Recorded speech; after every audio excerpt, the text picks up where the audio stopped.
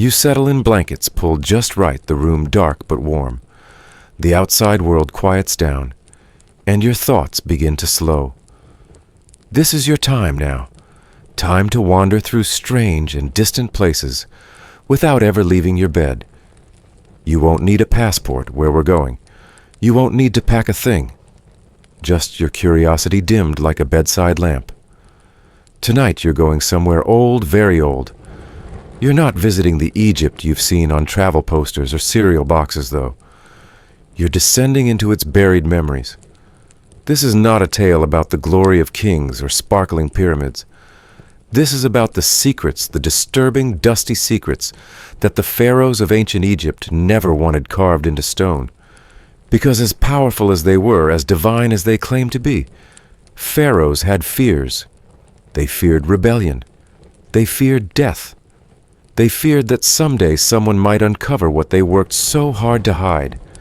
And tonight that someone is you. Just a heads up, though. While history often favors the bold, it's the quiet corners, the erased names, the bricked-up doors, the empty tombs that tell the real stories. Stories that don't get chiseled into monuments. Stories you have to whisper to hear. So take a deep breath. Let the wind of the Nile guide you. And listen closely. The sand remembers everything. You begin in silence, not the comfortable kind, but the hush that follows something being hidden. Beneath your feet, the desert floor stretches wide, the air still, with a kind of listening quality. You walk slowly, the sound of shifting sand brushing past your ears, and it's as if something ancient is breathing beneath the surface. You may think you're alone here, but you're not. Just below countless tombs and temples lie buried, layered over each other, like forgotten thoughts, some never meant to be found again, some intentionally erased from history itself. The strange thing about ancient Egypt is that while it gave the world some of the most dazzling monuments to human ambition, it also concealed more than any civilization dared to admit. Its greatest rulers, those gilded, godlike kings, were master curators of their own stories. But for every golden sarcophagus unearthed, there are questions still sealed shut with mud brick and superstition. Who were the ones they didn't want us to remember? What acts were too dark to etch in stone? Historians agree that Egypt was one of the most successful long-running civilizations in human history, lasting more than 3,000 years. But it wasn't because they had nothing to hide. It was because they were so incredibly skilled at hiding it. You don't get 3 millennia of rule without mastering the art of misdirection. Beneath the obvious, beneath the obelisks, the hieroglyphs, the statues standing stoic under the sun, there are gaps, mysterious disappearances, sudden name changes, tombs that don't match the king inside them, entire dynasties that seem to vanish from memory overnight. One verified example lies in the story of Hatshepsut, a powerful female pharaoh who ruled with wisdom and architectural brilliance in the 15th century BCE. Her reign, by all accounts, was stable and prosperous. She built magnificent temples, extended trade routes, and even had herself depicted in masculine form to cement her divine status. And yet, just a few decades after her death, someone went out of their way to erase her from history. Her statues were smashed. Her name was scratched out of monuments. Her existence was nearly scrubbed from the record. This wasn't neglect. It was intentional. A campaign of silence launched by her stepson and successor, Thutmose III. For reasons still debated by scholars, he tried to bury her legacy without burying her body.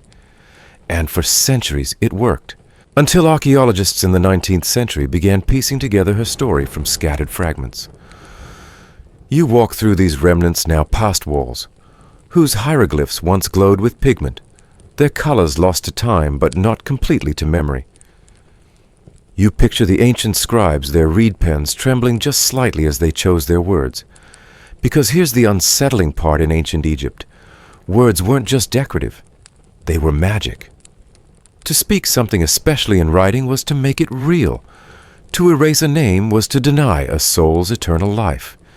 In their belief system, to be forgotten was to die a second death, the most terrifying fate of all. And so the act of hiding something wasn't merely practical, it was spiritual warfare. The stakes were cosmic. A disgraced name couldn't ride the solar barge through the underworld. It couldn't pass the judgment of Osiris, or walk beside the blessed in the field of reeds. A secret in Egypt wasn't just buried, it was banished from eternity. And yet, like grains of sand through temple cracks, these secrets kept slipping out. In some cases, historians only noticed that something was missing when things didn't add up. A wall where a king should have been named left curiously blank. A queen's tomb with a different style of burial than her era. A statue with the nose and crown chiseled off the remaining face oddly familiar. These gaps weren't accidents. They were absences by design. Sometimes they're even more haunting than the stories themselves. You imagine walking into a tomb torch in hand and seeing a scene where clearly someone once stood arms outstretched, commanding reverence, and now only an empty silhouette remains. Not defaced, not destroyed, but removed like a guilty breath held too long. Of course, not all secrets were lost by design. Some slipped through time's fingers. The sands moved. Nile floods reshaped the landscape. Cities were swallowed. And yet, whenever something gets unearthed, whether it's a scribbled note tucked inside a coffin or a sealed door behind a plastered wall, it tells you one thing: Egypt was always editing itself. The pharaohs weren't just ruling, they were curating reality. One particularly eerie example is the case of Smenkhare, a shadowy figure who may have ruled briefly between Akhenaten and Tutankhamun, or may have been the same person as one of them, or perhaps not existed at all. That's the problem. There's so little left of this alleged ruler, just a few scattered references, some disputed inscriptions, and a lot of uncertainty. It's as if someone half remembered a dream and tried to write it down before waking up. Historians still argue whether Smenkhare was male or female, whether he was a co-regent or a usurper, or whether he was erased deliberately to cover up a controversial lineage. The point isn't whether we know who he was. The point is that someone didn't want us to. And when you think about it, that's the most disturbing part. These weren't accidents. These were operations. There were people assigned to erase stonemasons, told to chisel names, scribes instructed to rewrite scrolls, priests ordered to cleanse temples of forbidden images. Whole careers were built around forgetting. So tonight, as you drift through these still corridors and whispering chambers, keep your senses alert. Pay attention not just to what's there, but what's missing. What name has been rubbed off the wall? What statue has no face? What pharaoh lies in the wrong tomb? What dynasty has no voice in the official records? Because you're not just strolling through history. You're listening to the silence it tried to leave behind. You continue walking through a temple corridor, the walls around you once alive with chants, the scent of incense, and the steady rhythm of hammer and chisel. Now only the faint echoes remain. But it's not just the sound that's gone. Some names' entire identities, in fact, have vanished completely, as if the gods themselves issued a memo to history: erase this one. Yet their absence still leaves a strange residue, like a fingerprint smudged off glass, never quite clean. You soon realize this wasn't coincidence. It was policy, a systematic tool of power damnatio memoriae. That's Latin, not Egyptian, but the principle is surprisingly universal condemnation of memory. In Egypt, it meant more than punishment. It meant unmaking someone's place in the cosmos. To erase a name from stone was to erase a soul from the afterlife. You trace your fingers along a blank cartouche, a space where a royal name should have been etched. It hasn't just worn away, it's been carved out, smoothed over, replastered.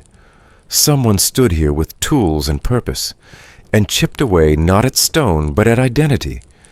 In the world of pharaohs, that was worse than execution. Take Akhenaten, for instance. He ruled during the 18th dynasty around 1350 BCE and decided rather controversially that Egypt's entire pantheon of gods was outdated. He declared that only Aten, the sun disk, was worthy of worship. Overnight temples were shut down, priests dismissed, and statues defaced.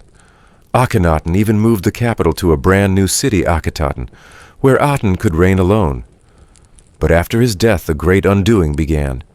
His name was scratched from walls. His statues were buried or broken. His new city was abandoned brick by brick.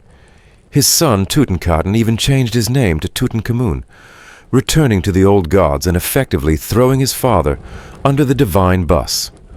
Historians still argue whether Akhenaten was a heretic or a visionary. Some see him as the world's first monotheist, a theological revolutionary millennia ahead of his time. Others view him as a zealot who destabilized the kingdom in pursuit of personal ego. But what's clear is that after his death, his legacy was treated as toxic waste, not merely rejected, purged. And Akhenaten wasn't alone. The annals of Egyptian history are full of names missing for suspicious reasons. Consider Siptah, a young pharaoh who ruled near the end of the 19th dynasty. He was likely the son of Seti II and ruled during a time of great political unrest. After his death, his name was omitted from several king lists, and scholars only pieced together his existence through scattered artifacts. Why the omission? Possibly because of his association with power-hungry courtiers, or perhaps due to a disability. He appears to have had a clubfoot, which might have been seen as an unworthy trait for a divine ruler. In Egypt, perfection wasn't optional. It was part of your branding. You pause in front of another wall, this one riddled with scars. Not natural weathering, deliberate defacements. The figure once depicted here has had their eyes and mouth removed. In Egyptian belief, these weren't just facial features. They were pathways. The eyes were for seeing into the afterlife. The mouth for speaking spells and summoning power. To remove them was to blind and silence someone in eternity. It wasn't just vandalism. It was surgical annihilation. And here's the twisted irony: the more someone tried to erase these rulers, the more attention we now pay to them. We're naturally drawn to the missing. Our minds obsess over puzzles with missing pieces. You can't help but wonder, who else have we lost entirely? Who ruled for a season, made enemies, and was swept away so completely that no one even knows to look? There's also the matter of co-regents rulers, who shared power temporarily, often during a king's final years. In many cases, these co-rulers were either ignored in official king lists or deliberately excluded. Sometimes it was political embarrassment, other times personal rivalry. The result is a historical gray zone, names without dates, tombs without names or cartouches that were etched and then chiseled out a few years later. In the Temple of Karnak, the grand avenue of sphinxes leads to walls inscribed with king lists, their names proudly displayed, gods granting them legitimacy. But scan these lists closely and you'll find gaps. The line of succession skips over entire rulers. It's as if someone held a chisel and said, "Nope, not him, not her, not anymore." Mainstream historians point to the example of Tawasret, a rare female pharaoh who ruled during a messy transition between dynasties. She claimed full kingly titles, was depicted wearing the traditional false beard, and tried to assert herself as a legitimate sovereign. But after her reign, her monuments were defaced, and her name rarely appears in official records. Was it because she was a woman? Or because she ruled during instability? Or simply because her successors wanted their own lineage to look cleaner? We may never know, but her erasure was intentional and enduring. You turn a corner and find yourself facing a stone stele, its top broken inscriptions ending mid-sentence. It's frustrating, yes, but also telling. You're not supposed to have the whole story. That's the point. Egypt's rulers didn't just build temples. They curated history, editing it like a sacred screenplay. They controlled what future generations would remember or forget. Even the great Ramesses II, who ruled for 66 years and built so many temples, they practically had his face on speed dial, likely exaggerated his victories. The most famous is the Battle of Kadesh, where he claimed overwhelming victory against the Hittites. But in reality it was a stalemate, and the peace treaty that followed the earliest known recorded treaty in history tells a more complicated story. Still, every temple wall shows him triumphing, smiting enemies beneath his chariot. Why? Because memory in Egypt wasn't about truth. It was about immortality. That's what makes these vanishing acts so disturbing. These weren't forgotten rulers. They were deliberately unremembered, cast into a sort of purgatory between being and not being. And if the pharaohs truly believed that their name was the key to eternal life, then to scratch that name from history was the cruelest blow imaginable. Quirky fact. Even animals weren't safe from erasure. Sacred bulls like the Apis were given lavish burials and inscriptions, unless the ruling priesthood changed. Then previous Apis bulls might be unceremoniously ignored, their tombs sealed, their names removed. You know things are bad when even the cows are getting canceled. You step back and glance again at the blank spaces the phantom names. They linger like shadows you can't quite place. Who was that? Why were they removed? Were they cruel? Were they kind? Or were they simply inconvenient? You realize now that history is full of these missing voices, and Egypt, so meticulous, so rich in detail, might be the most consciously incomplete of all. There's something chilling about that. Most ancient societies left behind gaps due to lost decay or natural disaster, but Egypt left intentional voids. They rewrote their story as they were living it. And now, thousands of years later, you're here listening for the names they hoped you'd never speak. The hallway narrows as you move deeper into the past. The air feels closer now, as if the walls themselves are pressing in, reluctant to let you pass. You aren't just walking through stone anymore, you're walking through a secret. Something is different here, not missing like the erased names from before, but hidden, sealed away. Someone built this space not to be admired, but to be forgotten. You reach a flat wall, a solid, unremarkable panel. But if you could peel away the plaster, remove the veneer of eternity, you might find a door, not metaphorically, but physically. In recent years, archaeologists have begun suspecting that several tombs, including the world-famous burial chamber of Tutankhamun, contain undiscovered rooms behind their walls. Not gaps, not air pockets. Entire chambers deliberately concealed.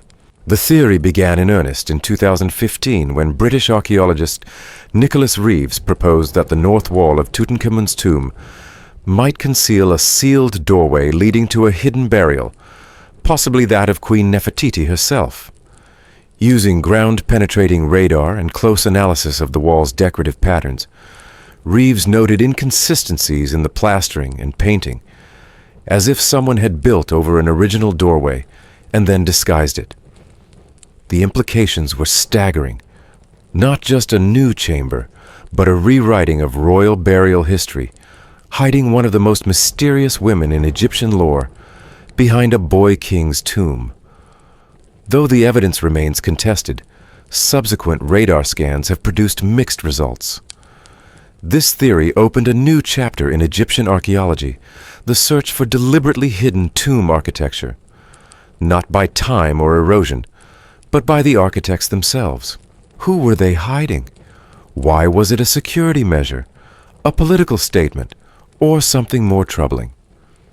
Historians still argue whether Nefertiti's burial was intentionally concealed within Tutankhamun's tomb, or if the anomalies on the wall are nothing more than construction quirks. But what no one disputes is that the tomb itself is anomalous. For a pharaoh, Tutankhamun's resting place is surprisingly small, hastily finished, and lacking the architectural grandeur of his predecessors. It suggests a rushed burial, perhaps due to his young and sudden death, or that the tomb wasn't originally intended for him at all. Imagine the logistics. A royal burial in ancient Egypt was not a casual affair. It was a multi-decade project often begun the moment a pharaoh took the throne. Every corridor, every antechamber, every painted scene had ritual significance. Now imagine scrapping that timeline, burying a king in someone else's tomb, patching and plastering over the original walls.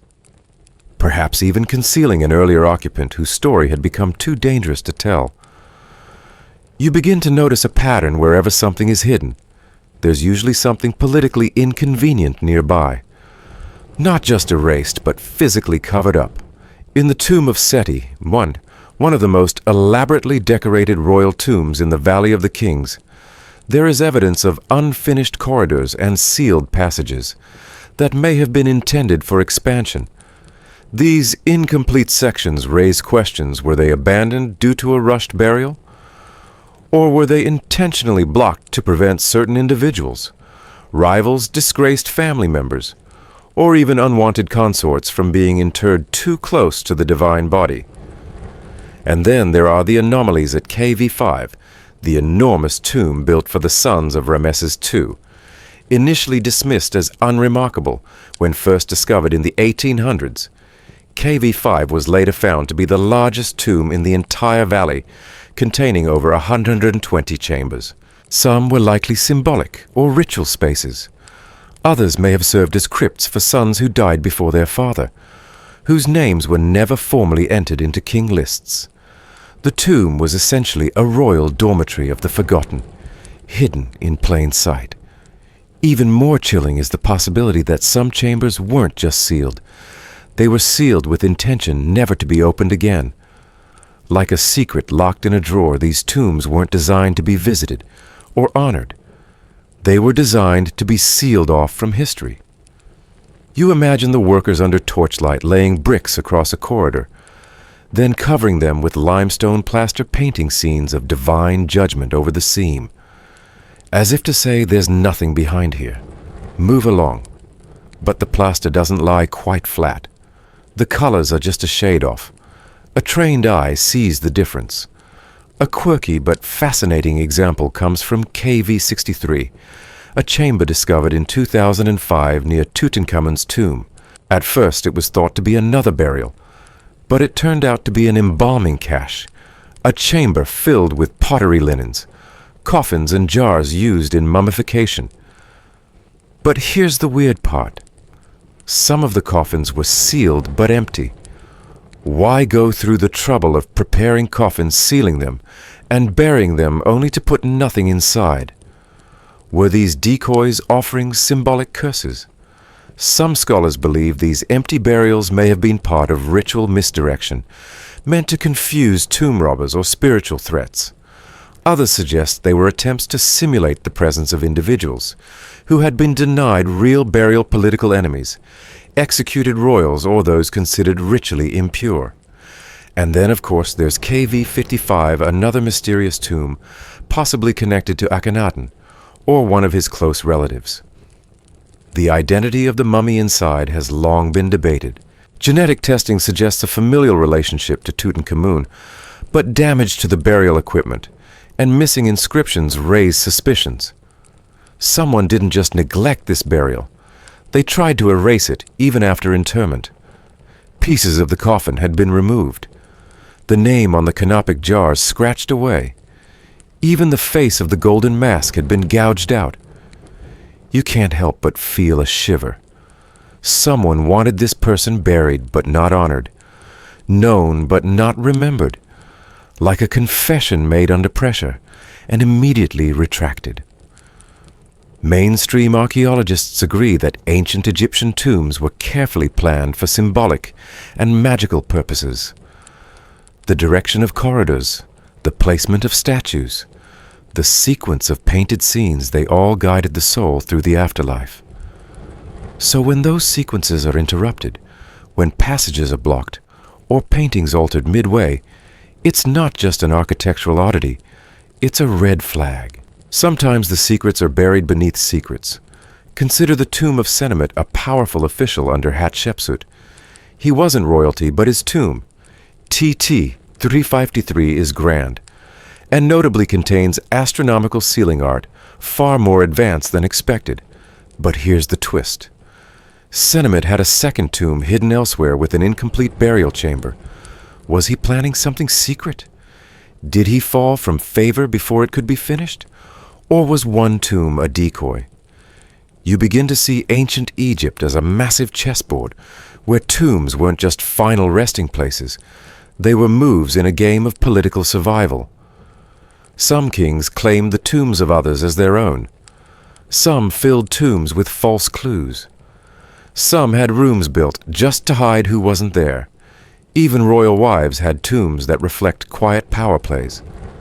Queen Tai, wife of Amenhotep III, and grandmother of Tutankhamun, may have been interred, reinterred, and partially disassembled during various religious shifts. In one case, fragments of her funerary equipment were found far from her expected tomb. Someone moved her, or divided her, or tried to relocate her memory entirely. All of this leads you to a sobering realization. When you walk through a royal Egyptian tomb, you're not just walking through death. You're walking through deliberate distortion. A history built with stone and plaster, but also secrecy and shame.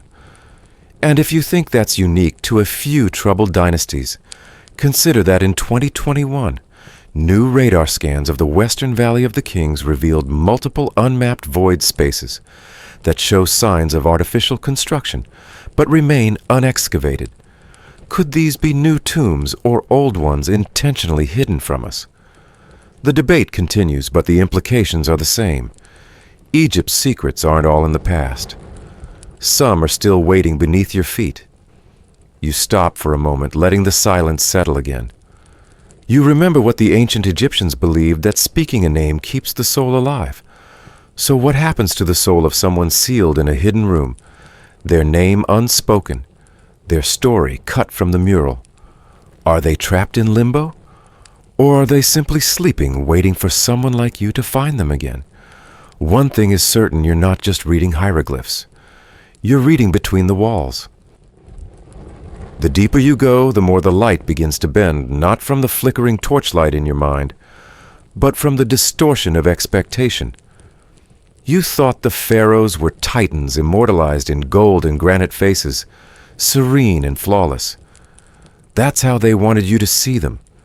But the reality beneath the golden death masks tells a more fragile human story, one of bodies deformed, weakened, and quietly concealed.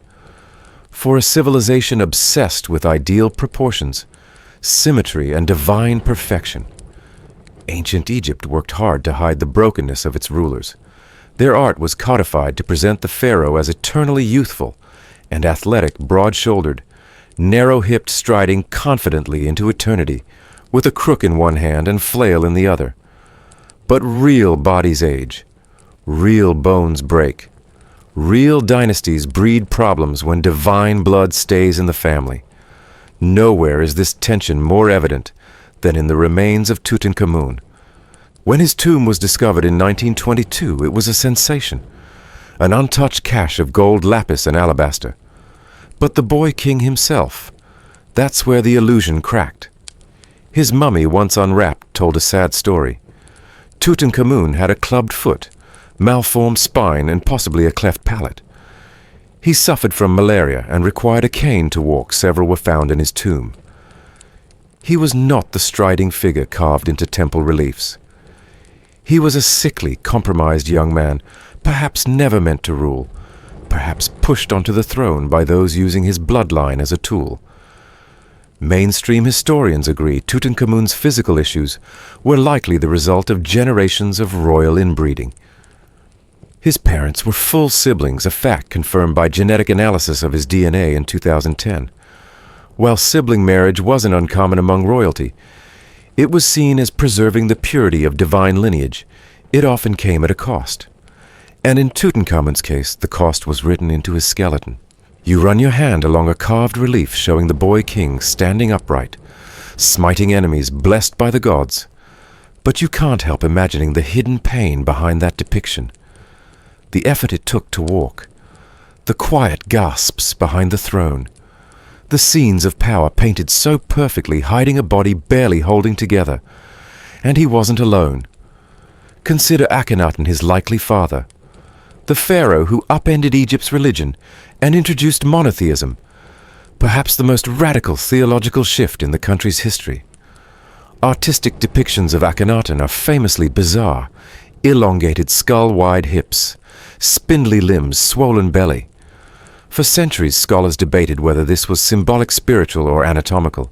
Was it a stylized image of the king merging male and female aspects of creation? Or was it a direct representation of a physical condition? Historians still argue whether Akhenaten suffered from Marfan syndrome, a genetic disorder affecting connective tissue that could explain his unusual body proportions.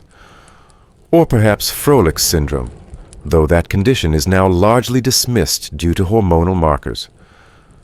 Another theory is that the representations were politically intentional, an artistic break from traditional realism, to reflect Akhenaten's spiritual transformation. But if his appearance really was exaggerated, why did his daughters and wives also get depicted with similar elongated features? One quirky but telling fact: no known statues show Akhenaten engaging in military activity. No scenes of him riding chariots or wielding weapons. That in itself is a deviation from centuries of royal imagery. Was it a philosophical choice? Or was he simply physically unable? You step into a chamber with statues of the king's family, his 6 daughters all sculpted with the same slender, unusual build. One child is shown with an oddly shaped skull and prominent ribs. Perhaps art was simply stretching its own conventions.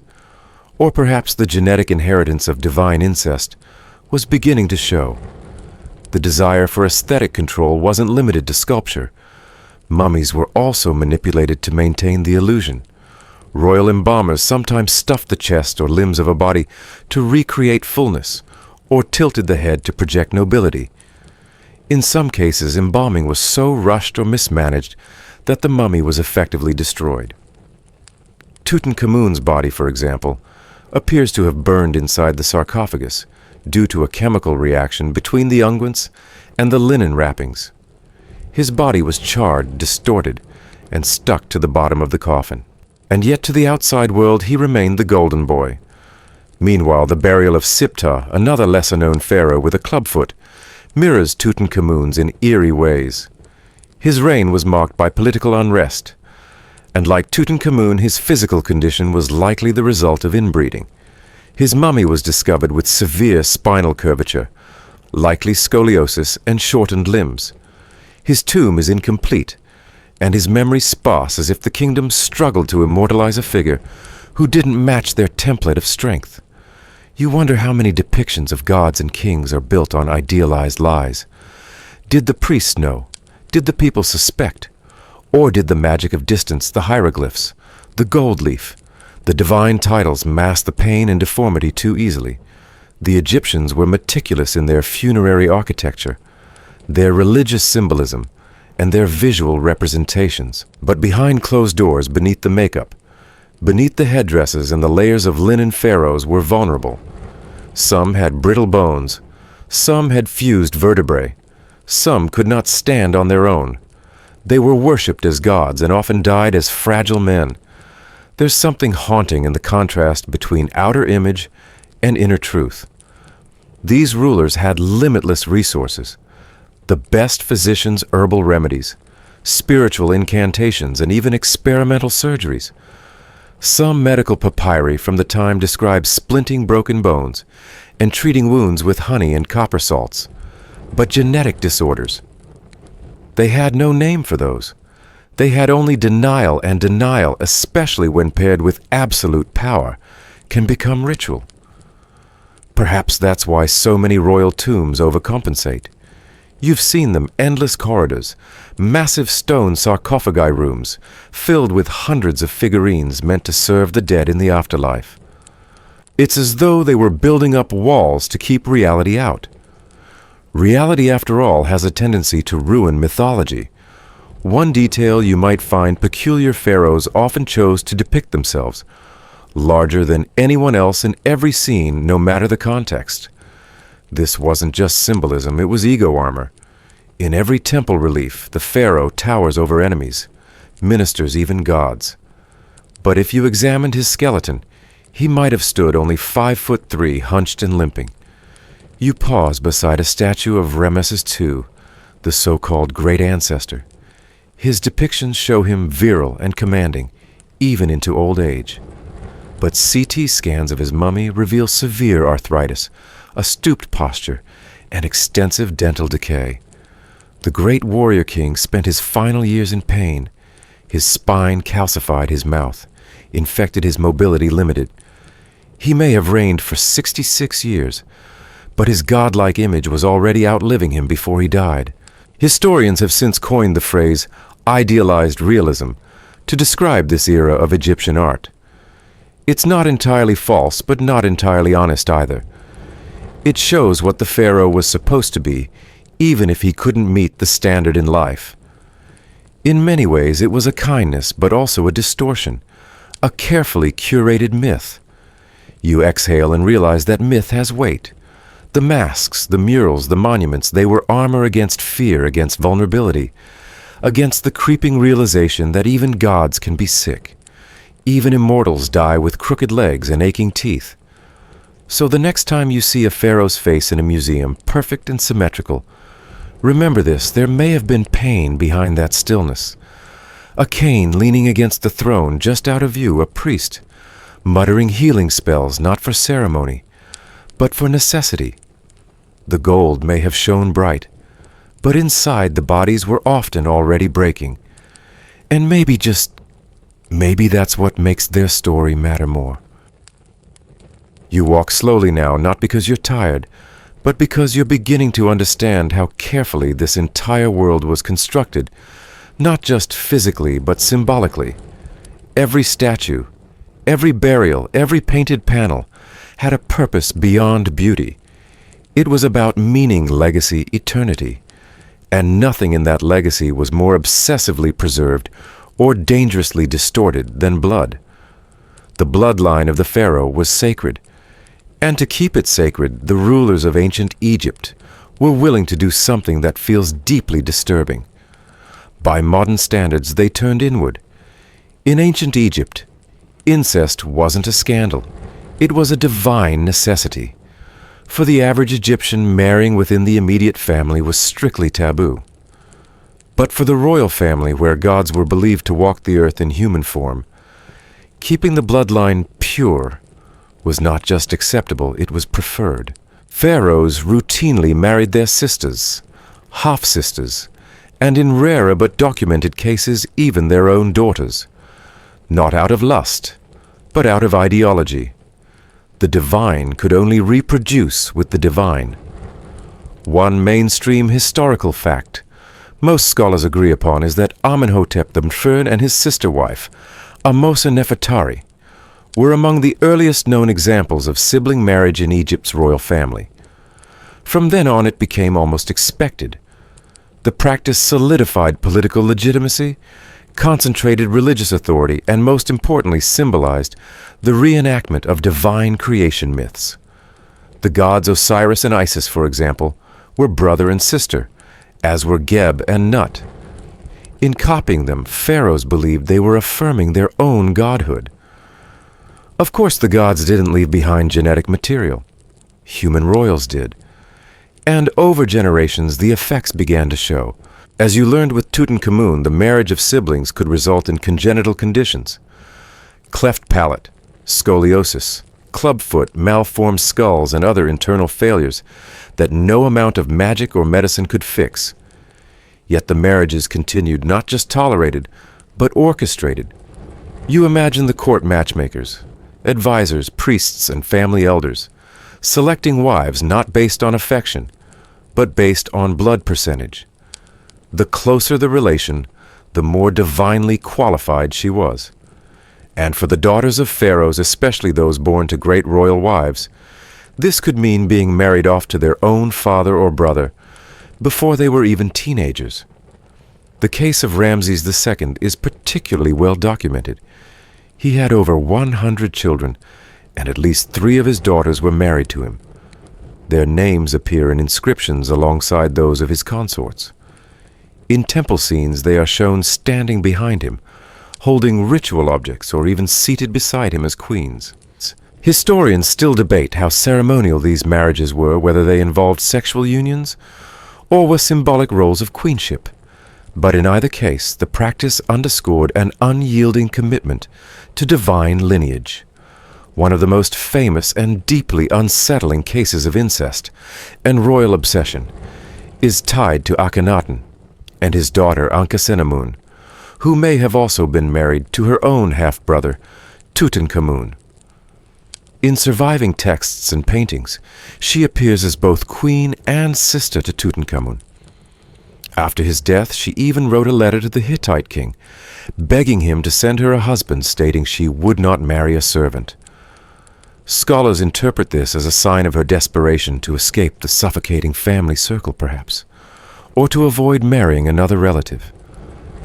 You might think that such practices were kept quiet, but they weren't. They were carved into temple walls, inscribed into tombs, and recorded in the official lineage lists. The divine right to rule was too valuable to risk diluting. Marriage to outsiders, especially foreigners, was considered a compromise of purity. Even when pharaohs engaged in diplomatic marriages with foreign princesses, those women were rarely granted the title of great royal wife. That role was reserved for someone closer, someone whose blood could be traced back to the same divine thread. A quirky detail in many reliefs. Royal wives are depicted nearly identical to the king himself. Same pose, same crown, sometimes even the same regalia. The artistic style minimized individuality and emphasized unity of divine form. Whether this was symbolic or just propaganda, it reinforced a message the royal couple was one united by flesh and fate. But as you run your hand along the smooth plaster wall of a noble's tomb, not a king's, you begin to sense a quiet rebellion. Noble families, even elite priests and viziers, rarely copied this practice. They sought alliances through marriage, not concentration. And while they honored the pharaoh's divinity in public and private, they may have whispered doubts. It's one thing to mimic the gods. It's another to pay the price for it in blood and bone. Some Egyptologists point out that the frequency of sibling marriage seems to increase during times of political instability, suggesting that it was used not just for divine legitimacy, but as a power consolidation tool. In moments of doubt, when succession was unclear or rivals were circling marrying a sister, may have been the fastest way to affirm your right to rule. No messy alliances, no divided loyalties, just a closed loop. You pause before a carved scene of a pharaoh and his queen making offerings to the gods. They are standing side by side, touching hands, eyes fixed forward. They look serene, eternal. But you notice something: their facial features are identical. Not just similar, but duplicated mirror images of one another. The sculptor wasn't being lazy. He was making a point. And here's the most disturbing point of all for the pharaohs: this wasn't disturbing. It was normal, sacred, justified. To them, it was less about love or lust than divine succession mechanics, the logistics of keeping the gods' power undiluted. But it's hard to ignore the cost. The pharaohs may have ruled the Nile with golden scepters, but their children often bore the weight in their bones. This genetic bottleneck would eventually contribute to the decline of dynasties, particularly in the New Kingdom and beyond. Weak heirs, fragile rulers, short reigns, and disputed successions. These were not always caused by war or famine. Sometimes the fall of a house came from within, from its very blood. So as you step deeper into this stone-lined corridor, you can almost hear the silence of those not depicted, those born wrong, those who never reached the throne, those whose deformities were hidden behind layers of linen, or erased from the record altogether. They existed, they mattered, but they didn't fit the image. And in Egypt, image was everything. The air thickens as you step into the next chamber. There's something different here. The silence doesn't just hang, it hums, like a space once filled with voices that have been forced into stillness. And in this room, those voices belong to a king who tried to rewrite not just history, but the gods themselves. You know his name, or maybe you don't. That's exactly the point. Akhenaten, born as Amenhotep IV, was never meant to be the most controversial pharaoh in Egypt's long history. When he first ascended the throne during the 18th dynasty, he followed the same rhythms as his ancestors' rituals, to Amun-Ra processions through Karnak offerings, and oracles and gold. But somewhere along the way, perhaps through personal revelation, perhaps through political necessity, he broke from the centuries-old script and composed a new one. One that would shake the foundations of Egypt's religious identity. And this much is historically clear. Akhenaten established the first known form of monotheism in the ancient world. He elevated Aten, the radiant sun disk, to supreme status, declaring it the only true god. He didn't just prefer Aten, he outlawed the worship of other deities.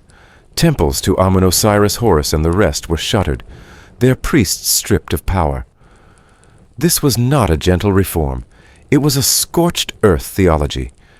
He changed his name to Akhenaten Effective for the Aten. He moved the royal capital from the traditional seat of Thebes to a desolate patch of desert midway between Memphis and Thebes, a place he called Akhetaten, meaning horizon of the Aten. There, in what is now Amarna, he built palaces, temples, and homes at breakneck speed. It was meant to be a new beginning, a city where the sun god could be worshipped without interference from the old order. And at the center of this revolution was the king himself. Akhenaten wasn't just a servant of Aten, he was its earthly manifestation. Depictions from this period show the pharaoh and his queen Nefertiti in ways never seen before in Egyptian art. They are tender, emotional, and human, cradling their children, basking in sunbeams kissed by the rays of Aten, ending in tiny hands.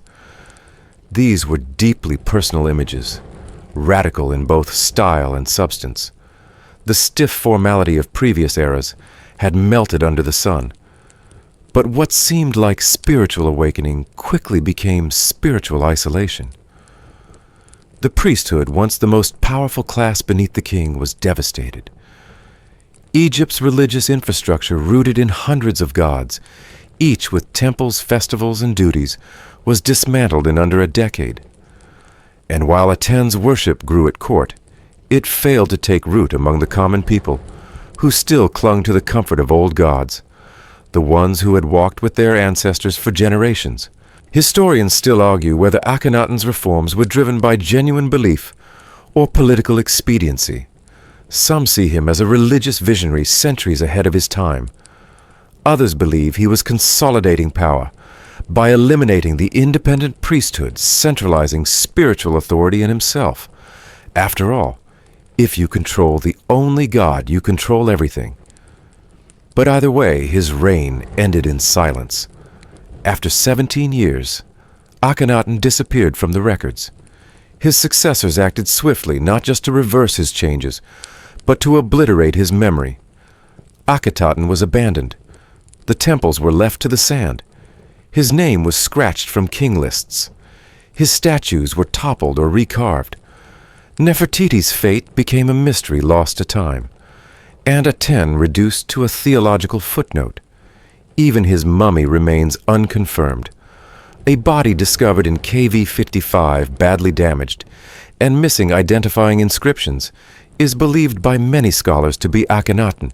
DNA analysis has linked the body to both Tutankhamun, his likely son, and the mummy known as the Elder Lady, likely his mother, Queen Tai. But the body itself was desecrated, its inscriptions removed, its identity erased. Someone didn't just let him die. They tried to erase his resurrection. Mainstream Egyptology now recognizes the Amarna period as a brief but seismic rupture in Egyptian religious history. It disrupted art politics, foreign diplomacy, and internal stability. After Akhenaten, Egypt snapped back to tradition with a kind of ferocity, restoring the old gods, rebuilding temples, and reinstating the Amun priesthood. Tutankhamun, barely a teenager, was used as a figurehead for the counter-revolution. He changed his name to distance himself from Aten and moved the capital back to Memphis. His short reign was a restoration project, a quirky tidbit. Despite the backlash, some elements of Amarna art survived. The fluid, naturalistic style showing figures in motion faces, in profile with slight smiles, women with softer features, continued to influence art for decades. Though the theology was erased, the aesthetics lingered like sunlight through a shutter. And what of Nefertiti, Akhenaten's queen and possible co-regent? She disappears from the historical record shortly before Akhenaten's death. Some scholars believe she may have ruled under a different name, possibly Smenkare, the elusive figure you met earlier. Others think she died her tomb hidden or unfinished. Still others suggest she fell out of favor. Her bust, now world-famous and housed in Berlin, shows her in eternal beauty but says nothing of her fate. You reach a spot in the wall where a panel has been removed. A square of stone that once held a royal cartouche, now just a faint outline. The name inside possibly Akhenaten's, possibly erased. You can feel the difference between forgetting and being forgotten on purpose. It's heavier. It's important to understand that what Akhenaten did wasn't just a spiritual act. In Egypt, the gods were not optional. They were infrastructure. They controlled fertility, the floods of the Nile, the success of crops, the protection of cities. Temples weren't just places of worship. They were banks, granaries, hospitals, and schools. By dismantling this system, Akhenaten disrupted daily life for millions. And yet, there's something undeniably fascinating about him.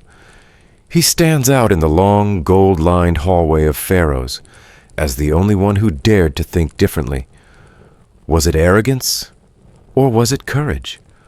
The same sun that gave him power ultimately scorched his legacy. Now, standing in the ruins of his vision, you wonder, did he regret it? Did he sense the erasure coming? Did he know his city would become a ghost town, his god reduced to mythology, his own body desecrated in the earth? You pass through one last corridor in the imagined ruins of Amarna. The stones are warm to the touch, always warm. The sun still shines even on forgotten gods, even on a king who tried to replace them all.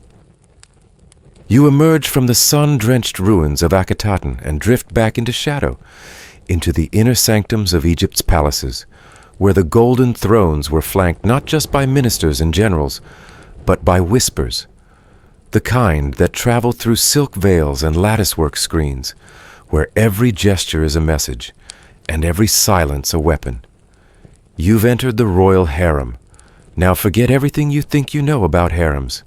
These were not pleasure dens lined with lounging women and grapes on golden trays. In ancient Egypt, the harem, or perkeneret as it was called, was an administrative institution, a residence and a hotbed of political maneuvering, often with deadly consequences. It was a world within a world governed by its own rules, its own hierarchy, and its own very quiet wars.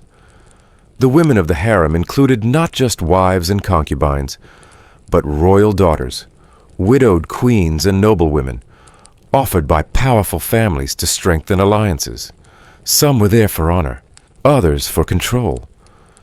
And at the top of this gilded maze stood the great royal wife, a title of immense power and complex responsibility. She wasn't just a consort.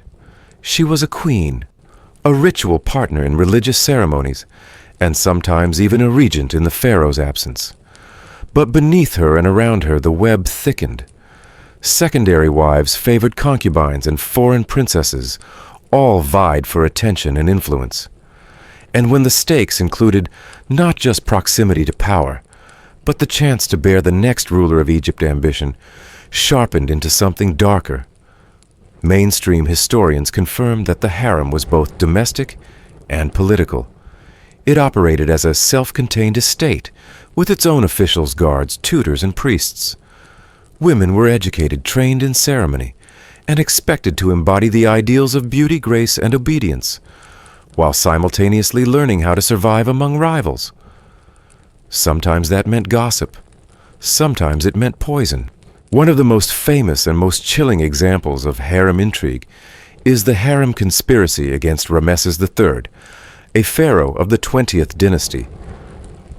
According to the judicial papyrus of Turin, a detailed trial transcript from around 1155 BCE, one of Ramesses' secondary wives, Tio, orchestrated a plot to assassinate him and place her son Pentaweret on the throne. The conspiracy involved over 30 people, palace officials, priests, magicians, and guards. They used coded messages, love potions, and perhaps even black magic to manipulate key figures.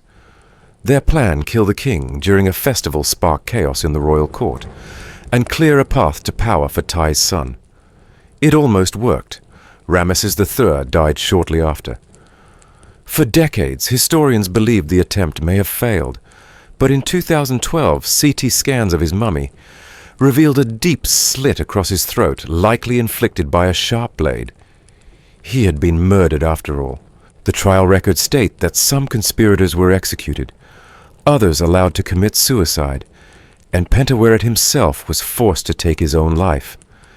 His name was removed from the official king lists, his image erased, his memory condemned. Still, his story lingers in the hurried brushstrokes of court scribes, in the tight-lipped officials who survived, and in the folds of linen wrapped around a corpse that once dared to challenge the divine line. But that's just one conspiracy. You can be sure there were others, less documented, less bloody, perhaps more successful. Because where kings have multiple wives, there are always rival heirs. And where there are rival heirs, there are factions forming behind every door. You can almost hear the soft shuffle of sandals, the muffled arguments behind stone walls, the quiet orders issued between sips of wine.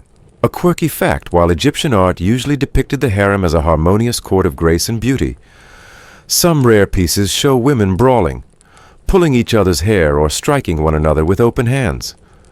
Whether these scenes were moral warnings or actual records is unclear. But their existence proves that even the artists knew. Behind the lotus blossoms and polished columns, it wasn't always pretty. You passed through a narrow hallway now, where incense once hung thick in the air, and fresh flowers floated in water basins.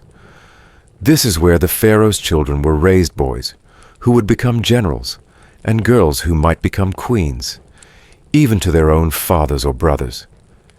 Here, in these quiet corners, succession began not with ceremony, but with manipulation, grooming, and fierce maternal ambition.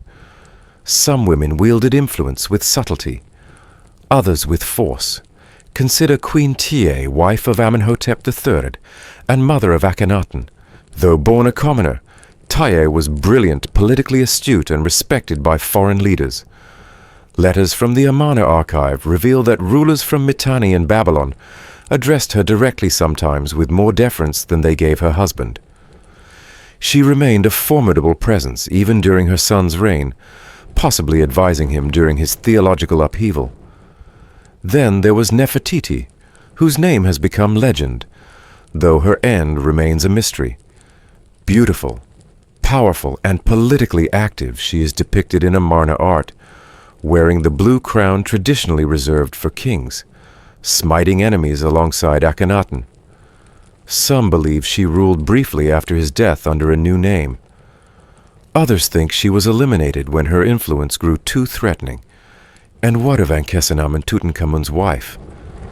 After his early death, she found herself in a desperate position, young, powerful by title, but politically vulnerable.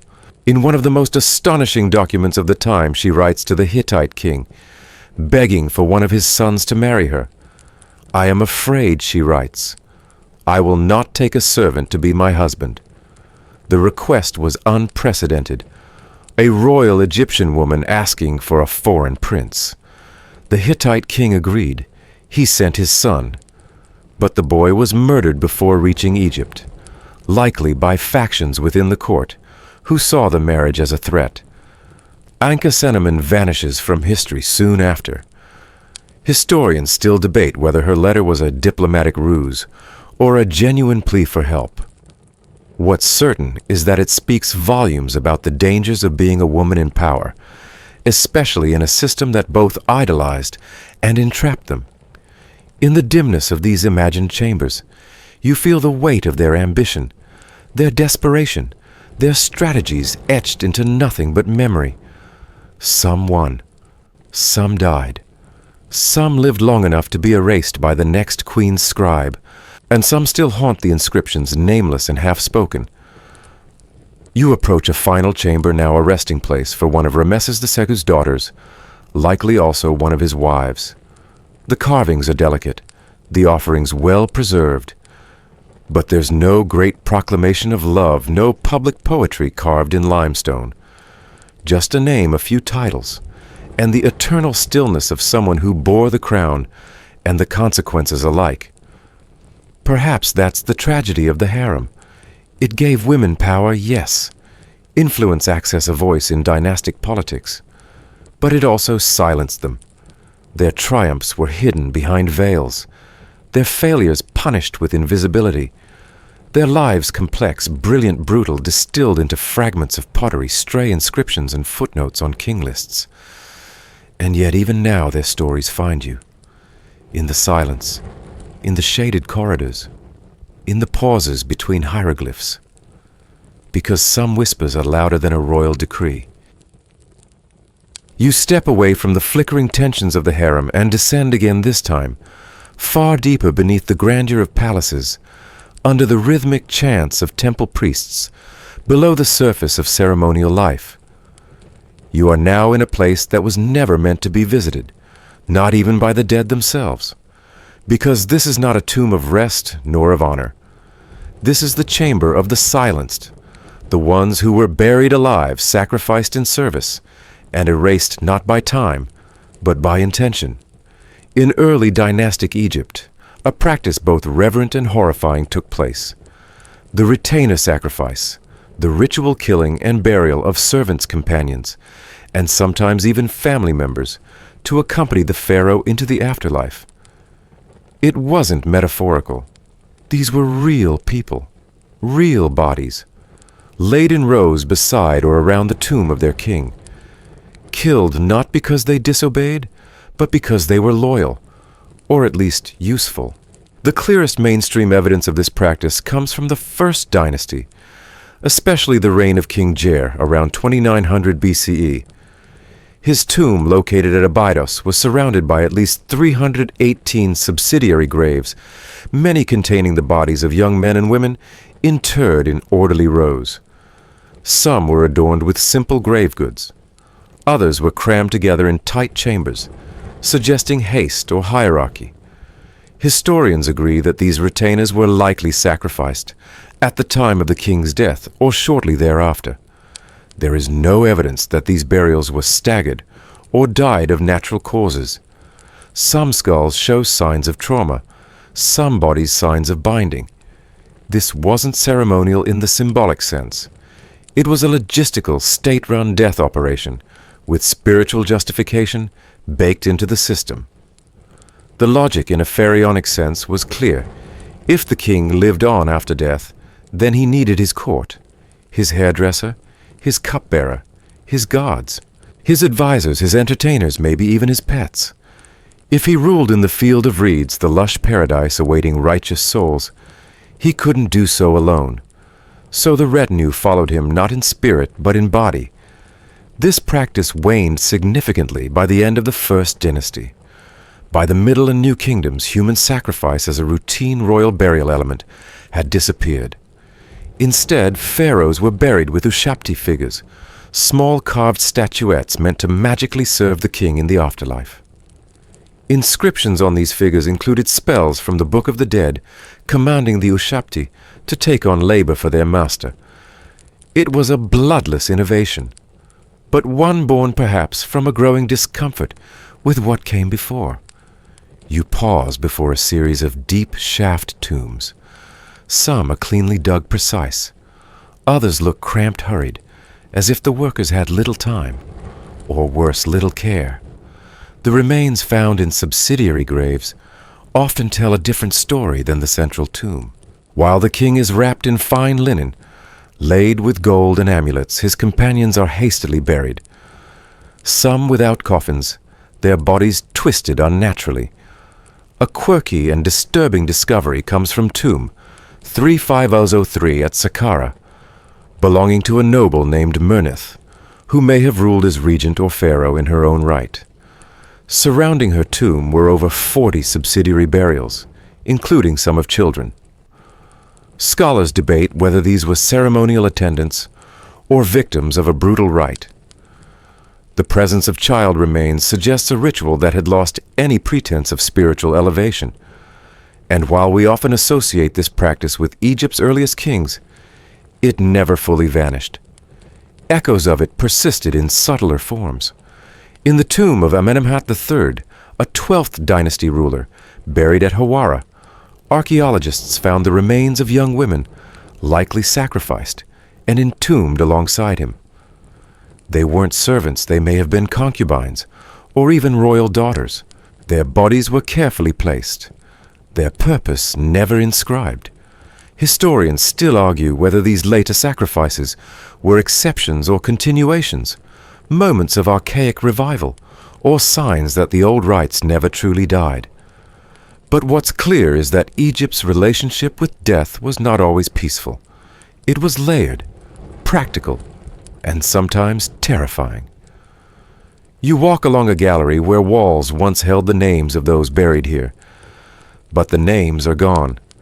Not chiseled out, just never written. These weren't the remembered. These were the essential but invisible call to serve in eternity as they had in life, without voice or honor. No statues, no shrines, no mourning rituals, just sand. This erasure was a final betrayal. In Egyptian belief, to be unnamed was to be unmoored. A soul without a name could not reach the afterlife. It wandered, it lingered, it suffered. So even as these individuals were killed to serve the king's eternal joy, their own eternity was likely denied. And yet not all of them were forgotten. Archaeologists continue to uncover graves surrounding royal tombs that suggest hasty grouped burials, often with indicators of sacrifice. Some are interred with ropes still bound around their limbs, others with no grave goods at all. These aren't anomalies. They are patterns. A system disguised as sanctity. A particularly eerie case is that of KV-63 near Tutankhamun's tomb. While no mummies were found there, the chamber held embalming materials, coffins and linens all prepared then unused. Some scholars believe it may have been a storage chamber for royal mummification. Others wonder, were these preparations for burials that never occurred? Servants whose deaths were planned but postponed. The tomb as a whole feels suspended as if waiting for something it never received. And of course there's the matter of animal sacrifices, which often accompanied human ones. Dogs, cats, monkeys, ibises, and even lions have been found mummified and placed alongside their royal masters. In the tomb of Amenhotep II, remains of at least one lion were buried in a manner suggesting reverence, perhaps a companion, perhaps a symbol, perhaps both. But the scale of such rituals could be staggering. In Saqqara, archaeologists uncovered over 8 million mummified dogs in a single catacomb, likely bred and killed as offerings to the god Anubis. While not all were tied to royal tombs, the logic remains the same: death as devotion offered up, again and again to secure divine favor or eternal company.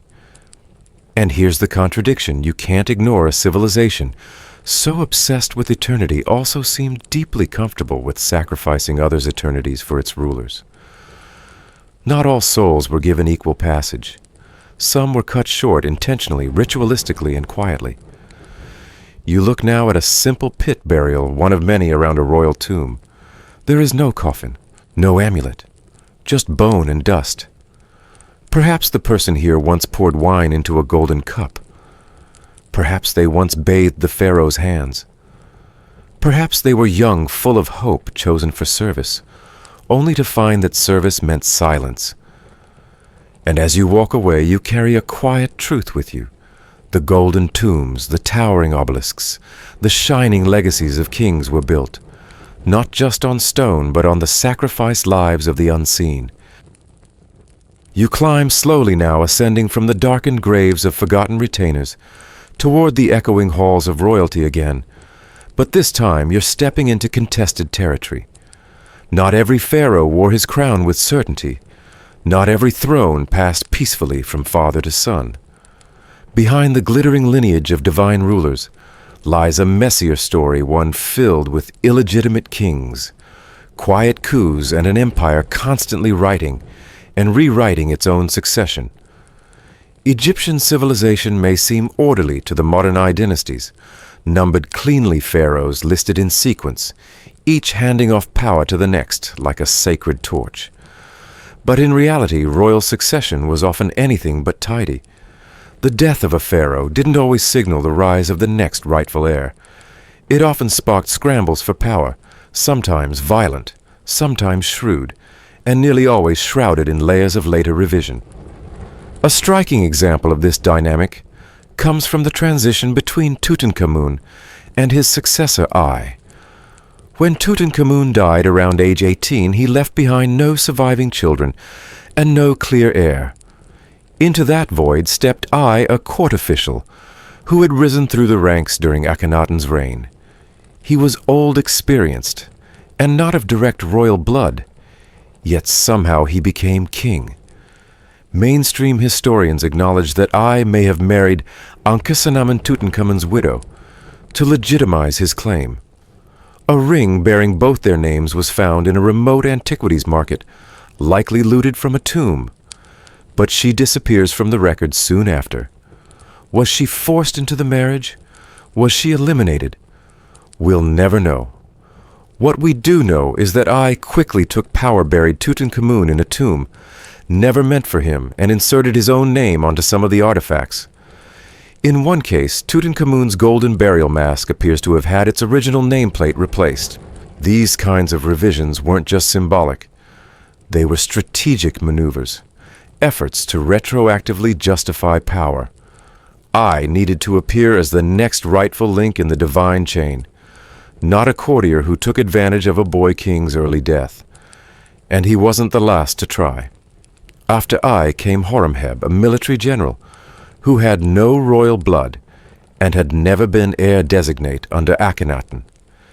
Yet he seized power and spent much of his reign erasing his predecessors, including Ai and even Tutankhamun. He claimed divine selection and backdated his reign to start immediately after Amenhotep III, completely skipping the entire Amarna period. It was as if Akhenaten, Tutankhamun, and Ai had never existed. And that's how legitimacy worked in ancient Egypt. If you couldn't inherit it, you revised the timeline until it seemed like you had. Kings edited the past, not just to shape public memory, but to secure divine legitimacy.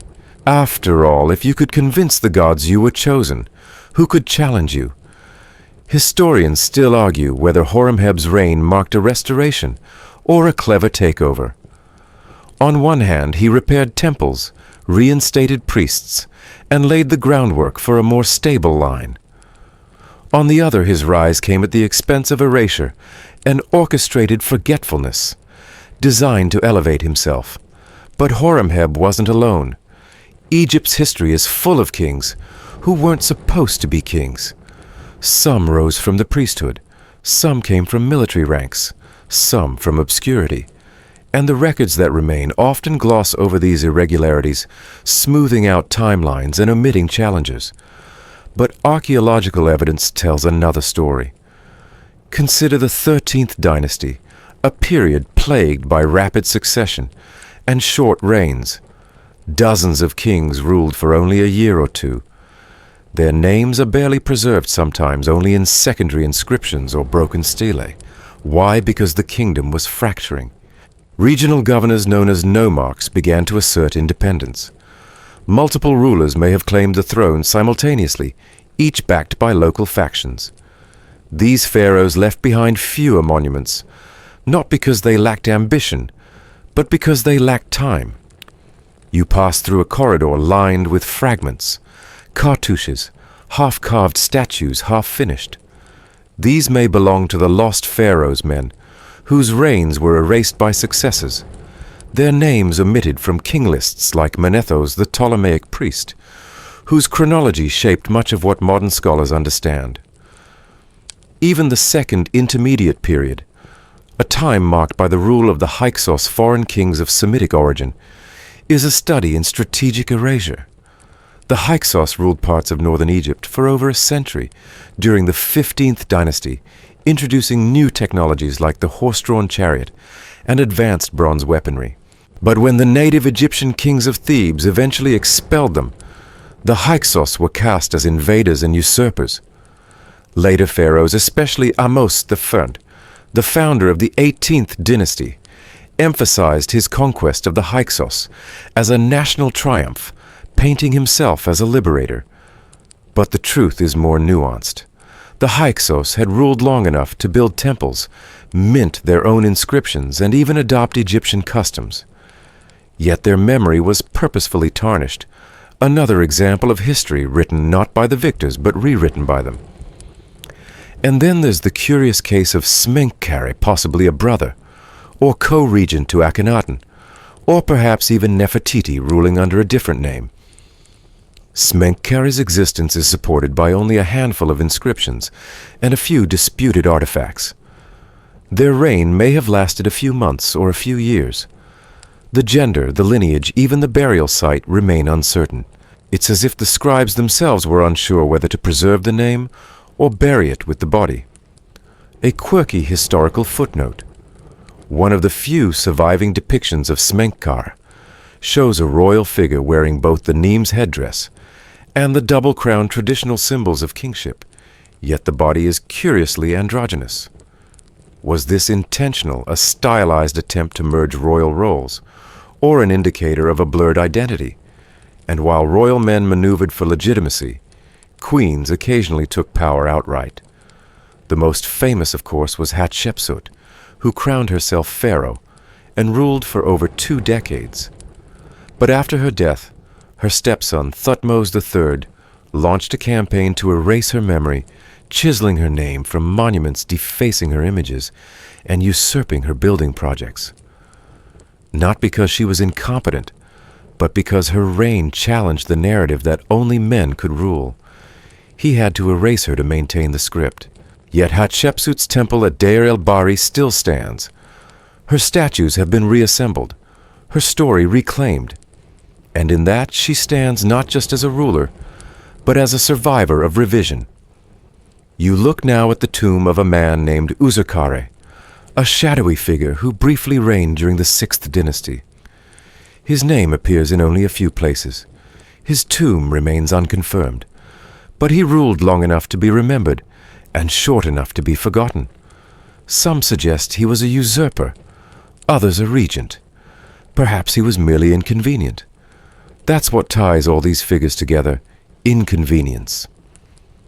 They interrupted the clean lines of divine rule. They complicated the mythology. And Egypt, obsessed with continuity and cosmic order, didn't tolerate messiness well. So the scribes went to work chisels in hand ink on papyrus.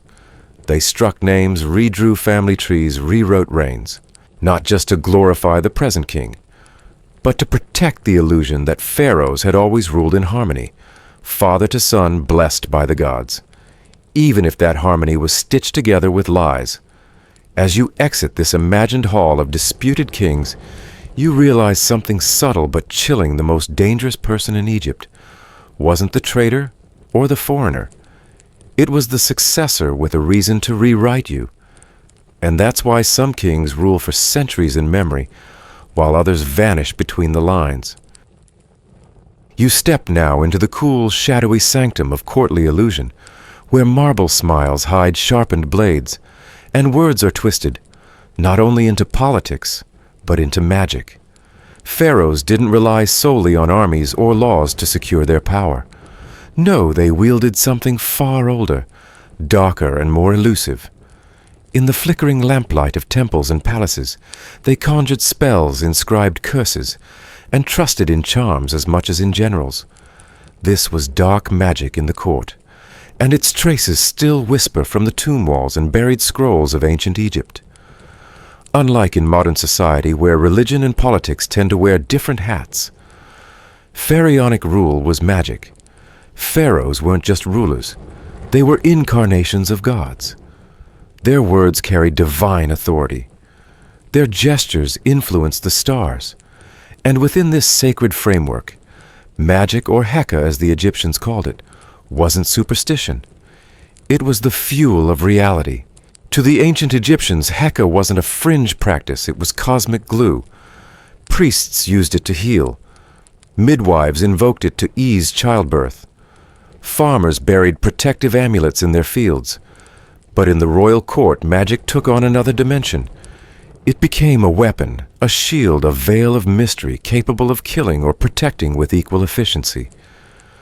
Mainstream historians widely accept that magical thinking was tightly integrated into Egyptian statecraft. Consider the use of execration texts, rituals in which the names of enemies, foreign kings, rebels, even political rivals were written on clay pots or figurines, then smashed ceremonially to symbolically destroy their power. Archaeologists have uncovered thousands of these cursed relics, buried at borders, or under temples, sometimes alongside bound figurines stabbed with blades. They weren't hidden in dusty corners. They were central to state ritual. And these weren't just national enemies. Some scholars believe internal rivals, jealous brothers, ambitious priests, scheming viziers, may have had their names scribbled onto these spells. If you could smash a pot and bring ruin to your enemies, why not use it? But magic wasn't just offensive, it was defensive armor too. The pharaoh's daily wardrobe included more than gold and linen. It shimmered with protective symbols. Scarab amulets rested near the heart. Wadjet eyes were stitched into garments. Each element was a talisman meant to deflect curses, evil eyes, and divine disfavor. Even the crown was magical. The Uraeus cobra on the pharaoh's headdress wasn't just decorative. It was believed to spit fire at enemies, an embodiment of the goddess Wadjet. In battle or ceremony, it wasn't merely ornamental. It was protection manifest. Inside the palace walls, secret magic often coexisted with public ritual. Royal magicians known as lectopriests read incantations from sacred scrolls kept in the House of Life temple libraries, hidden from public access. These priests were trained from childhood to memorize thousands of spells, to bless, to curse, to animate wax statues, or to summon ancestral spirits for guidance. A well-known papyrus now housed in the British Museum details a tale from the reign of Khufu, the builder of the Great Pyramid. In the story, a magician named Dedi performs miraculous acts like reattaching a severed head before the fascinated pharaoh. While scholars debate whether the tale is allegory or fact, it reveals how pharaohs themselves were fascinated by magical prowess and perhaps even feared it. Historians still argue whether such stories were political flattery, religious mythology, or records of genuine practices. But the frequency of magical references in temple inscriptions suggests this wasn't just folklore, it was state ideology. Sometimes the magic became dangerous. Pharaohs feared betrayal, and rightly so. The most infamous example of a magical conspiracy comes from the harem conspiracy against Ramses III, in which one of his secondary wives, Taya, plotted to assassinate him and place her son on the throne. The plot involved poisoned secret messages and magical papyri said to disable guards or cloud judgment. Several officials were caught with incantation scrolls hidden in their homes, perhaps a last resort. When daggers weren't enough, the conspirators failed. Many were executed or forced to commit suicide. But the fact that magic was considered a key part of the plot reveals just how seriously it was taken, even among elites. A quirky tidbit: some magical rituals required animal fat, specific types of ink, or even human fingernails or hair. The Egyptians believed that a personal item could bind a spell to its target. Imagine palace servants discreetly sweeping up hair clippings from the floor, handing them off to the wrong person, and setting off a chain of magical sabotage. And what about curses? You've probably heard of the curse of the pharaoh. The idea that opening a tomb brings death to those who disturb it. While modern science explains the early deaths of some archaeologists as mold or bacteria exposure, the Egyptians did carve curse inscriptions. These warnings, often placed on doorways or near burial goods, threatened divine wrath, disease, or madness upon intruders. One tomb near Saqqara belonging to the priest Ankhtafi reads ominously, "Any ruler who shall do evil to this tomb, the gods shall not accept his offerings, and he shall die without a son." In a culture where lineage meant eternity, this was no idle threat. But some tombs went further. In certain cases, protective spells were carved backwards, intentionally mirrored so that only the gods could read them. Others were written in cryptographic scripts. These weren't just curses. They were magical locks. Yet even in public ceremony, magic threaded through every act. The opening of the mouth ritual performed on mummies before burial wasn't symbolic theater. It was believed to literally allow the deceased to eat, speak, and breathe in the afterlife. Priests would touch sacred tools to the mouth and eyes of statues or corpses, reanimating the spirit. Without it, the soul risked becoming trapped mute or forgotten. And forgotten was the worst fate of all. To the ancient Egyptian, to be erased was to die a second death. Sometimes magic bled into medicine. Physicians like Pesachet, one of the earliest recorded female doctors, used spells alongside ointments. One prescription for a snakebite involved reciting an incantation while applying a paste of honey and crushed onion. Logic and magic hand in hand. But perhaps the most dangerous magical weapon wasn't a spell or charm, but writing itself. Hieroglyphs weren't just text, they were believed to carry inherent power. To write something down was to make it real. That's why names mattered so much, why carving your name into a temple wall secured your legacy, and why having your name scratched out was an act of cosmic assassination. You can imagine a pharaoh sitting by torchlight, dictating a decree, his scribe's stylus carving, not just law, but reality. Every stroke of the reed pen was a ripple across the divine order. And what of the gods? Many spells began with invocations to Thoth, god of wisdom and writing, or Isis, goddess of magic. Some priests even claimed to channel the gods directly. In fact, temples had statues believed to speak, not because they were wired with tricks, but because priests whispered responses from behind curtains. Were they deceivers or mediators between realms? The line was blurry. In later periods, especially during the Greco-Roman era, Egyptian magic spread across the Mediterranean. Egyptian magicians were in high demand, and their rituals influenced early alchemical texts, Hebrew mystical traditions, and even some early Christian Gnostic writings. That's how powerful the legacy of Heka was. It transcended borders, languages, and centuries. Even today, the legacy lingers. We speak of curses around mummy displays. We marvel at the Eye of Horus, now a common tattoo. And somewhere in the sands, more papyri sleep spells waiting to be read again. So as you step away from this hall of spellbooks and whispered invocations, take one last look at the shimmering scarab, the vigilant cobra, the clay pot with a cracked name. You've seen armies march and temples rise, but none of it would have mattered without the magic behind the mask. You descend deeper now, your feet muffled by dust that hasn't shifted in thousands of years.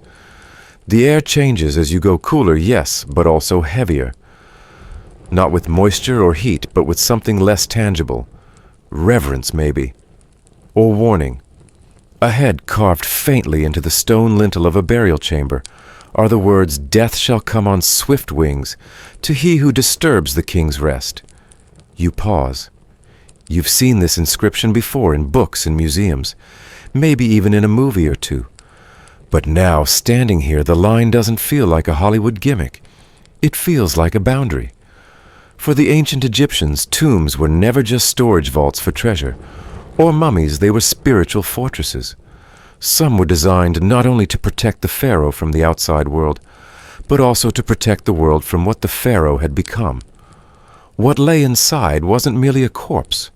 It was a sacred, volatile force, and some mummies the priests believed should remain undisturbed, not to preserve gold, but to contain danger.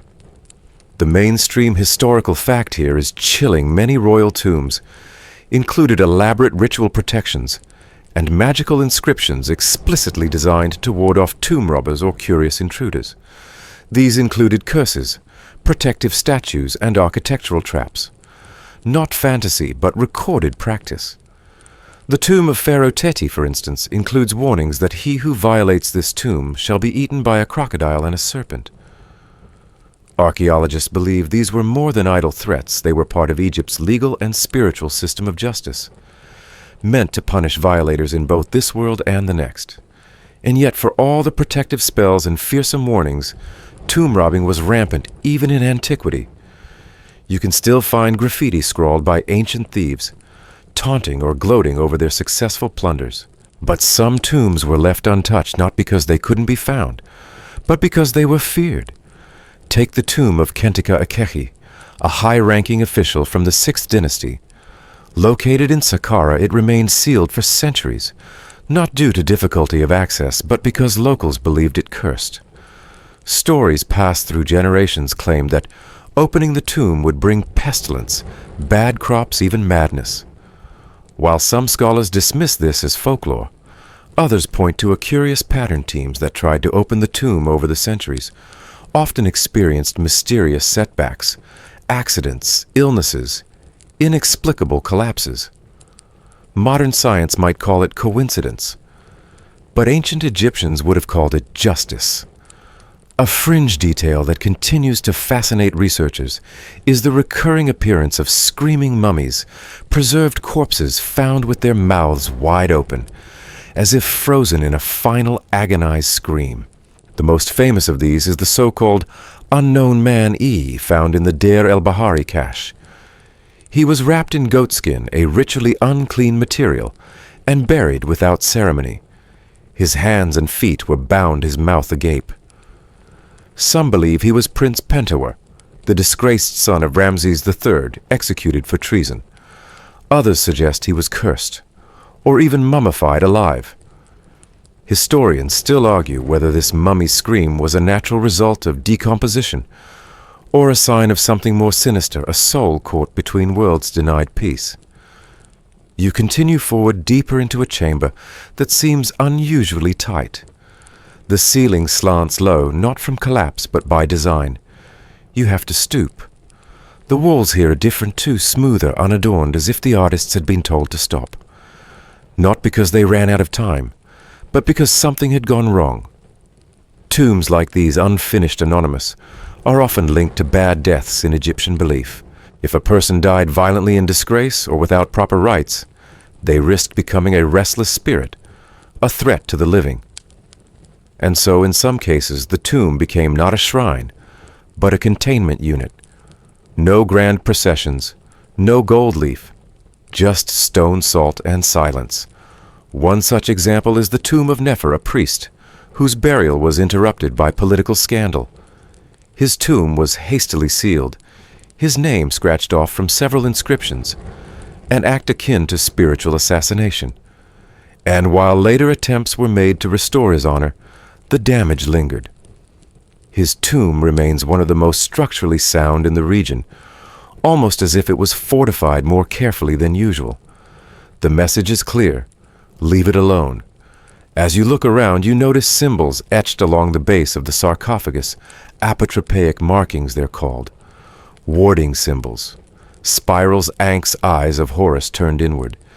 These weren't for decoration, they were for containment, to keep whatever spiritual residue was bound to the body from leaking into the world of the living.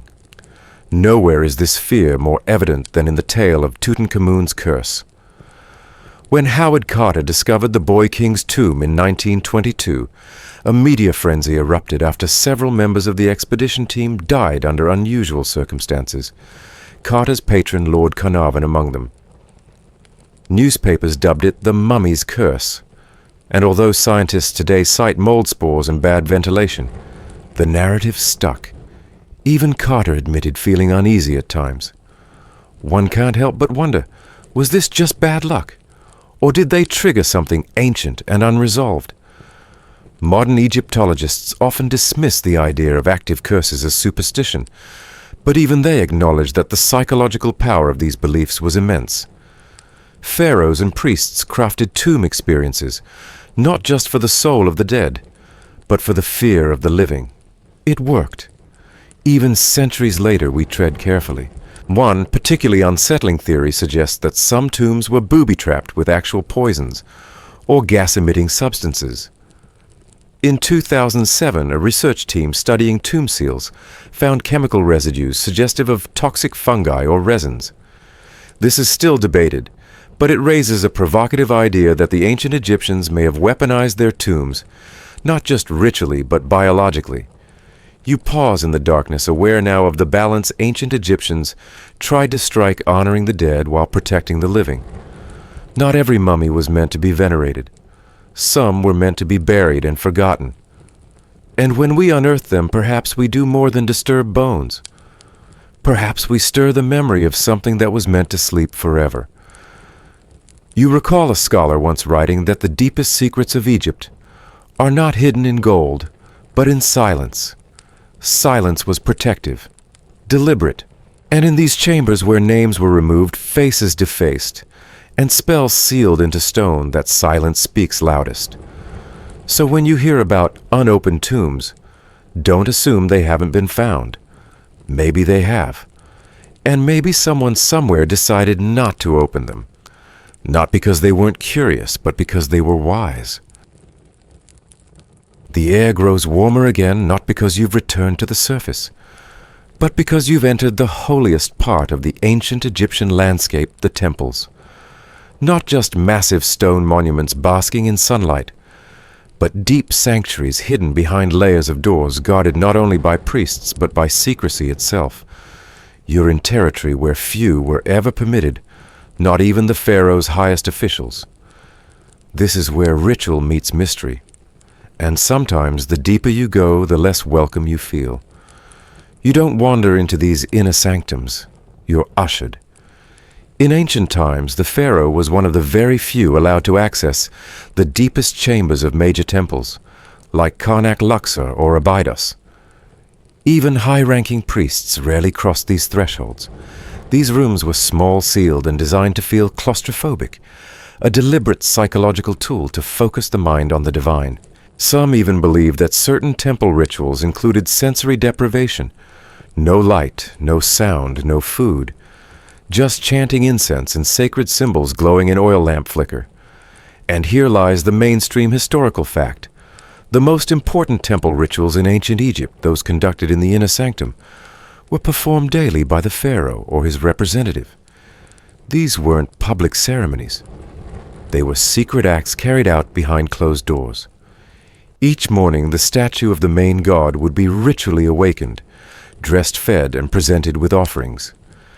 It was quite literally the daily care of a deity.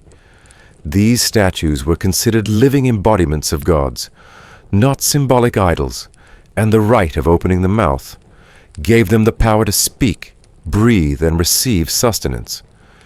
If skipped or performed improperly, the consequences weren't just theological, they were cosmological. The sun might not rise. Yet many of these rites were never written down. Some were only passed through oral tradition, from priest to priest, generation to generation, and some have been lost entirely. That loss might have been deliberate. One fringe detail that has fascinated modern scholars is the possibility of hallucinogenic elements used during certain rituals. The blue lotus flower, for example, is depicted frequently in religious art, often held to the nose, or floating in libation bowls. While beautiful, this flower also has mild psychoactive properties. In combination with incense and rhythmic chanting, some theorists believe it may have induced altered states of consciousness, states that priests interpreted as communion with gods. Was it sacred inspiration, or ritual-induced visions that blurred the line between the earthly and the divine. These temple rites weren't merely about worship. They were about control. Ritual was a form of governance. If the gods were pleased, the Nile would flood at just the right level. Crops would grow, and the enemies of Egypt would falter. And who could perform these rites? Only those deemed pure, a concept deeply encoded in cleanliness, social rank, and spiritual discipline. Priests would bathe up to 4 times a day, shave, all body hair abstain from certain foods and acts. Entry into the most sacred chambers required not only ritual preparation, but also divine favor. The walls of these hidden rooms tell only part of the story. Many of the hieroglyphs you see in outer chambers are full of flourish festivals, triumphs, processions. But once you reach the inner sanctum, they stop. The walls go blank or switch to cryptic inscriptions few could read. That blankness isn't an accident. It's intentional silence. One such room lies in the Temple of Dendera, beneath the floor, hidden beneath a hatch in the stone. When discovered in the 19th century, explorers found bizarre reliefs inside figures, holding what appeared to be large bulbous objects, with tendrils supported by pillars resembling electrical insulators. This led to the popular, though unsupported theory that the Egyptians had access to ancient technology, sometimes dubbed the Dendera Light. While this fringe interpretation is not taken seriously by scholars, it illustrates the level of mystery surrounding these sealed ritual spaces. Even when we see what's on the walls, we're not always sure what it means. Historians still argue whether certain restricted rites, such as the Sed festival or the Osirian mysteries, were purely symbolic or involved live reenactments with actual human participants. In the Sed festival, the pharaoh would rejuvenate his divine authority, often symbolically dying and being reborn. Some scholars suggest that in earlier dynasties, this may have involved blood sacrifice, either real or simulated. Others believe it was entirely ceremonial. The truth remains elusive, buried in interpretation. You now find yourself walking the long, narrow corridor of the temple of Seti I at Abydos, where the so-called Osirian lies partially submerged. This temple, designed to mimic the underworld, was meant to house the resurrection of Osiris himself, god of death and rebirth. The water that floods its stone floor isn't just runoff, it's symbolic of the primordial waters of creation, and to pass through it wasn't a matter of walking. It was a spiritual transformation. If you were a priest entering this space, you might have been blindfolded, or drugged, or both. Chants would echo from unseen chambers. Smoke would coil like fingers. Everything you sensed would reinforce your dislocation from the physical world. You weren't supposed to feel human. You were supposed to feel sacred. And here's a disturbing thought. What if the secrecy wasn't meant to keep outsiders away, but to protect them from what went on inside? Several rituals involved the binding dismemberment or burning of wax effigies, stand-ins for enemies, traitors, or demons. These execration rituals were meant to symbolically destroy chaos. But in some cases, the names on the wax weren't just generic evils. They were real people, rival kings, rebel leaders, foreign generals. Was this purely symbolic? Or were these rituals ever carried out with flesh and blood victims? In one fragment of a priestly scroll, a passage warns, "Let the unclean not pass. Let the foreigner not breathe the god's air." Was this fear or elitism or something darker? In the Temple of Karnak, there's a small door almost invisible, leading to a chamber that was only recently excavated. Inside, archaeologists found no treasure, no inscriptions, only a stone slab and a niche in the wall. Some believe it was a listening chamber, where priests could receive oracles from statues, or hear the voices of gods through echoing sound. Others think it was a holding cell, temporary or final. Its true purpose remains unknown, but the fact that it existed unmarked and isolated speaks volumes about how much still hides behind temple walls. So you see, not all secrets of the pharaohs were buried in tombs. Some were chanted behind closed doors, hidden in sacred darkness never carved into stone. And when the last priest died, those secrets died with him, except for the lingering sense still felt in these rooms that something powerful was here, and perhaps still is. As you continue your quiet descent into the shadows of pharaonic history, you begin to notice that the glittering grandeur often hides something more calculated. Every gleaming collar, every jeweled bracelet, every golden ankh that adorned a pharaoh's neck or wrist wasn't just decorative. These were not mere baubles, they were tools, weapons, and in some cases spells woven in metal. In ancient Egypt, jewelry didn't just whisper wealth, it thundered with hidden power.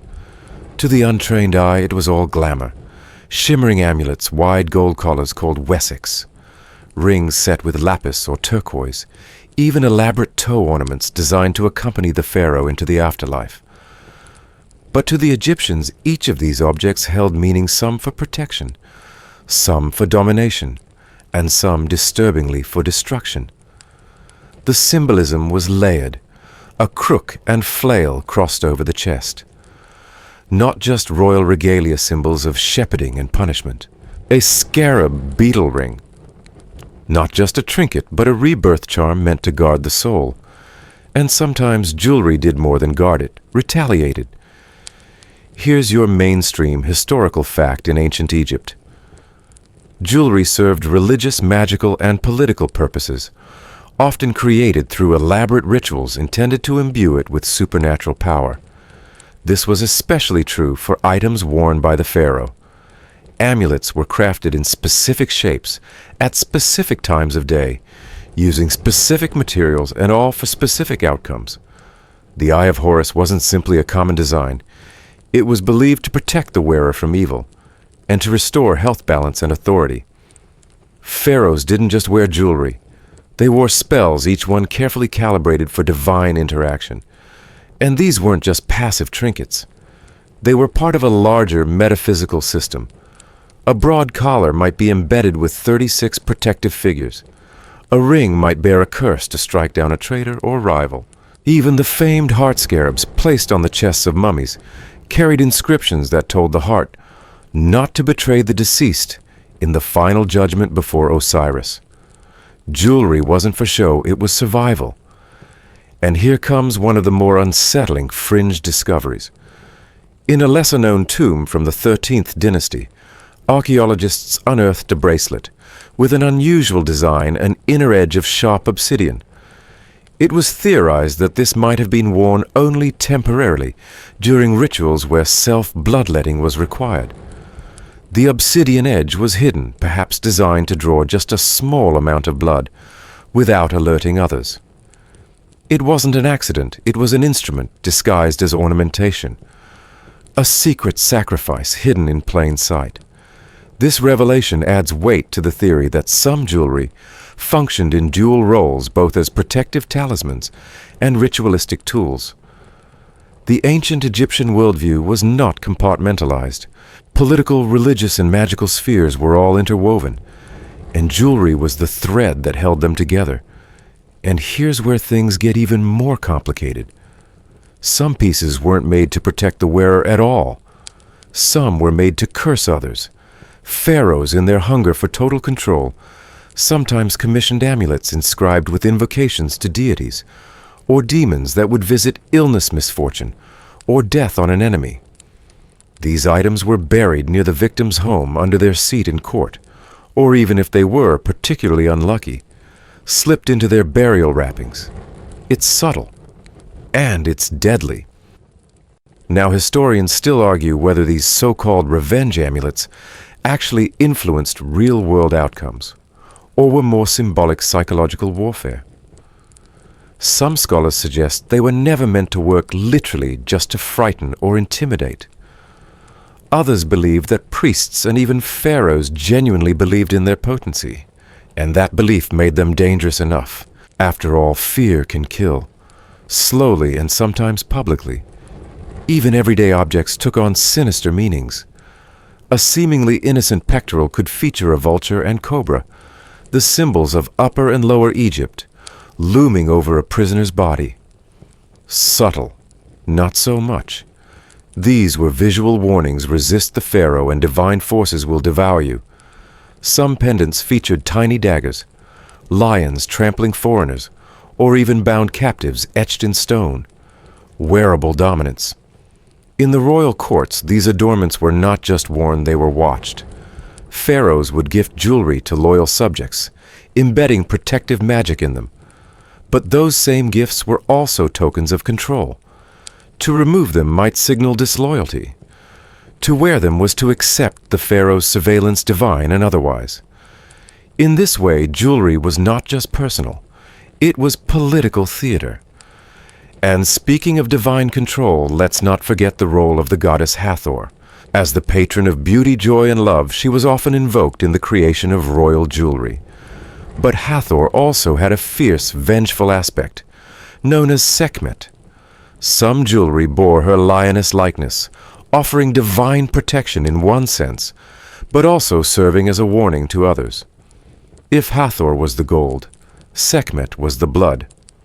One papyrus fragment found in a tomb near Deir el-Bahri mentions a rare kind of necklace said to contain the breath of Ra sealed in amber. According to the text, it was to be worn during solar eclipses, or omens to shield the heart of the pharaoh from the madness of shadow. Modern historians aren't sure whether this was literal amber symbolic language or both, but it speaks to how seriously they took their jewelry as part of a spiritual armor against cosmic forces. A curious piece once owned by a high priest of Amun featured what appeared to be the faint outlines of script, but visible only when illuminated from behind. Modern analysis using light spectroscopy revealed they were microscopic inscriptions, spells encoded like ancient nanotech.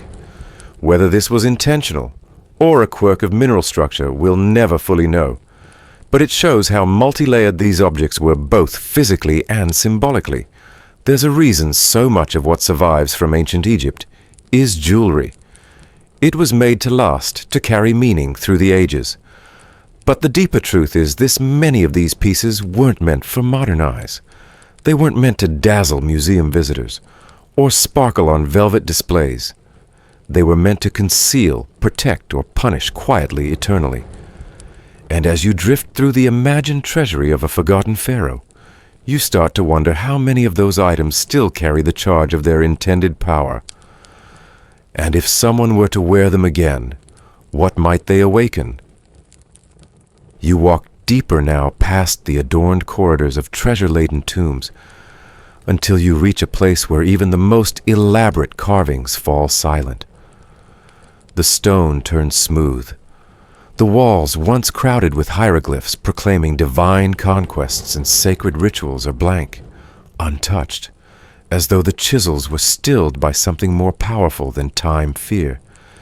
It's here, in these unsettling voids, that ancient Egypt whispers its loudest secrets. Because sometimes what wasn't written tells us more than what was. The pharaohs were obsessed with legacy. Their names were etched on temple statues, obelisks carved into history itself. But in rare cases, entire chambers, stretches of tomb walls, or even full monuments were intentionally left undecorated. Not due to time constraints or laziness as one might think, but deliberately, to leave something unspoken. And it is this silence that historians find most disturbing. Here's your mainstream historical fact. Blank walls in Egyptian tombs and temples are widely understood to indicate deliberate omission, often to suppress scandal, erase a disgraced figure, or avoid invoking forbidden knowledge. This wasn't a careless oversight. The Egyptians were masters of stonework, and everything they carved or chose not to was intentional. One such example is the otherwise extravagant tomb of Pharaoh Seti II. Along one corridor, the wall art abruptly ends mid-process and transitions into a blank corridor that leads to a small annex. The annex itself is smooth, undecorated, eerily silent. Archaeologists suggest this was a sealed-off chamber for rituals that could not be publicly recorded, perhaps concerning his rival Amenmesse, who tried to usurp his reign. It wasn't that the events didn't happen. It's that they were too dangerous to document. The ancient Egyptians believed that to write something was to give it life.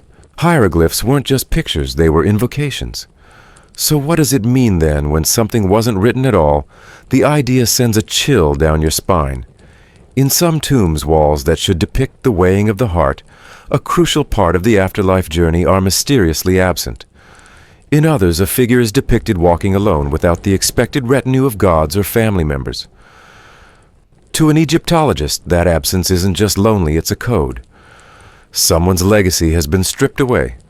Or worse, someone was buried with no divine protection at all. To deny a pharaoh those images was to doom them in eternity. Here's a fringe discovery. In a lesser-known shaft near the Valley of the Kings, a group of blank limestone panels were discovered deep underground. There was evidence that the area had once been occupied residues of incense, a collapsed alabaster altar, and scorch marks suggesting fire. Yet no images, no names, no offerings were visible on the walls.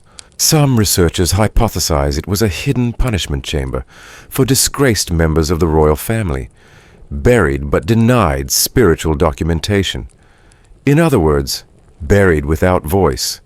Scholars still argue whether these intentional omissions were a form of self-censorship, covert messaging, or the result of internal coups that left the record unfinished. Some suggest that pharaohs might have feared mentioning rival gods, or magical rites that would anger the priesthood. Others believe these blank spaces were used to hide truths about illegitimate successions, failed rituals, or spiritual crimes. And still others maintain that these were simply rooms waiting to be decorated, cut off by a sudden death or lost funding. But the patterns suggest otherwise. In a religion so meticulous that even the exact positioning of a scarab amulet on the chest mattered, these silences are not innocent. They're orchestrated and sinister. In tomb KV-5, which many believe belonged to either Akhenaten or Smenkhkare, the identity of the deceased remains frustratingly elusive. The walls are stark, stripped. No clear names, no divine declarations, just fragments of plaster, where inscriptions may have once been and then were removed. Some Egyptologists propose this was done after death, by political enemies, in an attempt to erase the pharaoh from memory.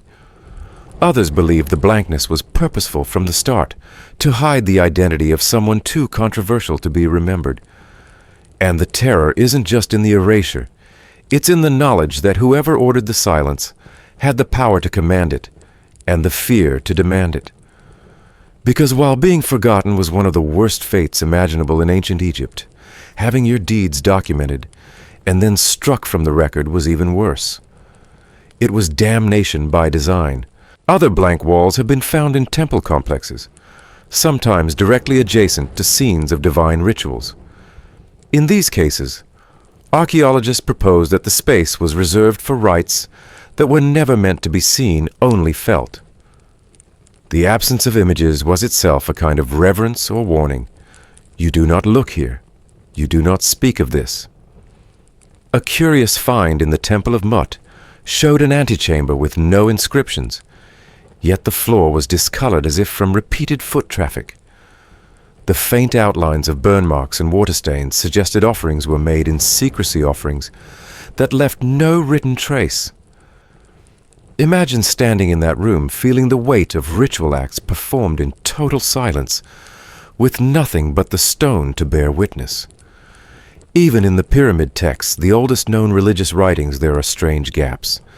Entire stanzas missing as if scrubbed away by someone determined to redact the divine. Some scholars think this was to prevent misuse of powerful spells. Others believe it signals that parts of their theology were evolving, and that some old beliefs had become too dangerous to speak aloud. And still the question looms. What were the pharaohs trying to hide? Was it betrayal, forbidden love, heresy? Or perhaps the acknowledgement that even gods bleed, and that even divine kings fall?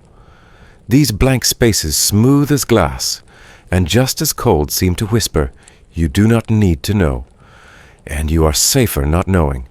You lean in closer to one of these ghostly walls in your imagination, hoping for a trace of pigment, a crack in the silence. But it gives you nothing, and that nothing echoes louder than any carving could. In a world where the written word gave power over death, the choice to say nothing at all was a language in itself, the language of secrets, the language of fear. And so you pull back gently, letting the unanswered questions settle like dust on the smooth stone. You move on deeper into the tomb, where perhaps, just perhaps, the pharaohs finally face the one truth they couldn't erase, that death makes equals of us all. You've wandered through the courts and corridors of ancient Egypt's hidden truths, through forbidden rituals, erased names, and sealed chambers, where even whispers were forbidden. But now you reach the end. Not just the end of a script or a tomb, but the end that came for every pharaoh who ever ruled, no matter how golden their throne, no matter how divine they were proclaimed to be. You arrive at the place where even gods must kneel, where immortality proves itself to be illusion. You arrive at death, the one secret they could never outrun. For all their power, for all the magic they hoarded, and temples they raised, pharaohs still died. Their hearts stopped, their bodies decayed. And despite millennia of preparation, most of them met the same quiet fate, forgotten, broken, buried, or plundered. Here's your mainstream historical fact. Most royal tombs in ancient Egypt were looted within decades of their sealing, despite the best efforts of builders and priests to secure them.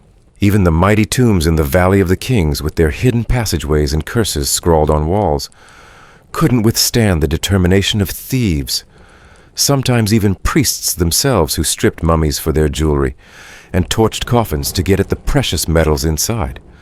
Think of that. A lifetime spent erecting stone pyramids or commissioning spells to safeguard your spirit, and yet your afterlife is cut short by someone prying open your sarcophagus with a chisel and a torch. Pharaoh Ramses IX, who ruled in the 12th century BCE, was buried in one of the last major tombs of the valley. His mummy was not discovered in his grand KV6 tomb, but instead hidden in a secret cache, reburied by priests hundreds of years later to protect it from looters. The final resting place of a divine king was a pit hastily dug in fear among dozens of other royals, stripped of their grandeur and shuffled together like afterthoughts. The very people who once ruled as gods were hidden like stolen goods. And here's your fringe discovery: the mummy of Pharaoh Akhenaten, the radical ruler who reshaped Egypt's religion, may never have been mummified at all. No confirmed mummy has ever been found, and some scholars speculate that he was left unembalmed as a punishment for heresy, denied the sacred rites that would allow him passage into the afterlife. For a man who called himself divine, his end may have come as a curse to be forgotten, erased, and eternally lost. Historians still debate whether pharaonic burial traditions evolved due to growing fear of grave robbers or shifting spiritual beliefs. Did later rulers simplify tombs to avoid attention? Or were they just broke? Were mass reburials a sign of changing theology or collapsing state control? And was the elaborate afterlife ever really meant to be achieved? Or was it always more aspiration than certainty? What is certain is this: the more extravagant the burial, the faster the plunder. Golden death masks alabaster jars. Inlaid coffins, they were irresistible to both ancient thieves and modern museums. The grand designs of eternity were no match for poverty, envy, or time. Even Tutankhamun, the boy king, whose tomb miraculously survived intact for over 3,000 years, did not remain untouched. After Howard Carter's discovery in 1922, his mummy was unwrapped, dissected, probed, X-rayed, CT scanned, and placed in climate-controlled glass. His body now a scientific exhibit seen by millions. He may have kept his gold, but lost his privacy forever. And what about the countless pharaohs we'll never know? The ones whose tombs collapsed, whose names were erased from history, whose bones were scattered by animals, floods, or curious tourists. Eternity, it turns out, has an expiration date.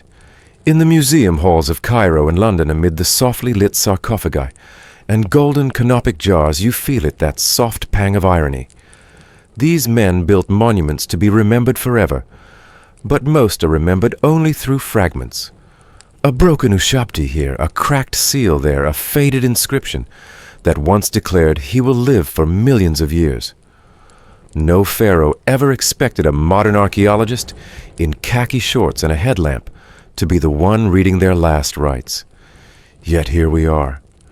But perhaps that is the lesson ancient Egypt leaves us with, that death humbles even the divine, that no amount of power or pageantry can stop time from marching in with its dusty boots. The kings of the Nile were worshipped, feared, immortalized in stone, and yet their stories end the same way ours do, with silence. Even their gods grew quiet over time.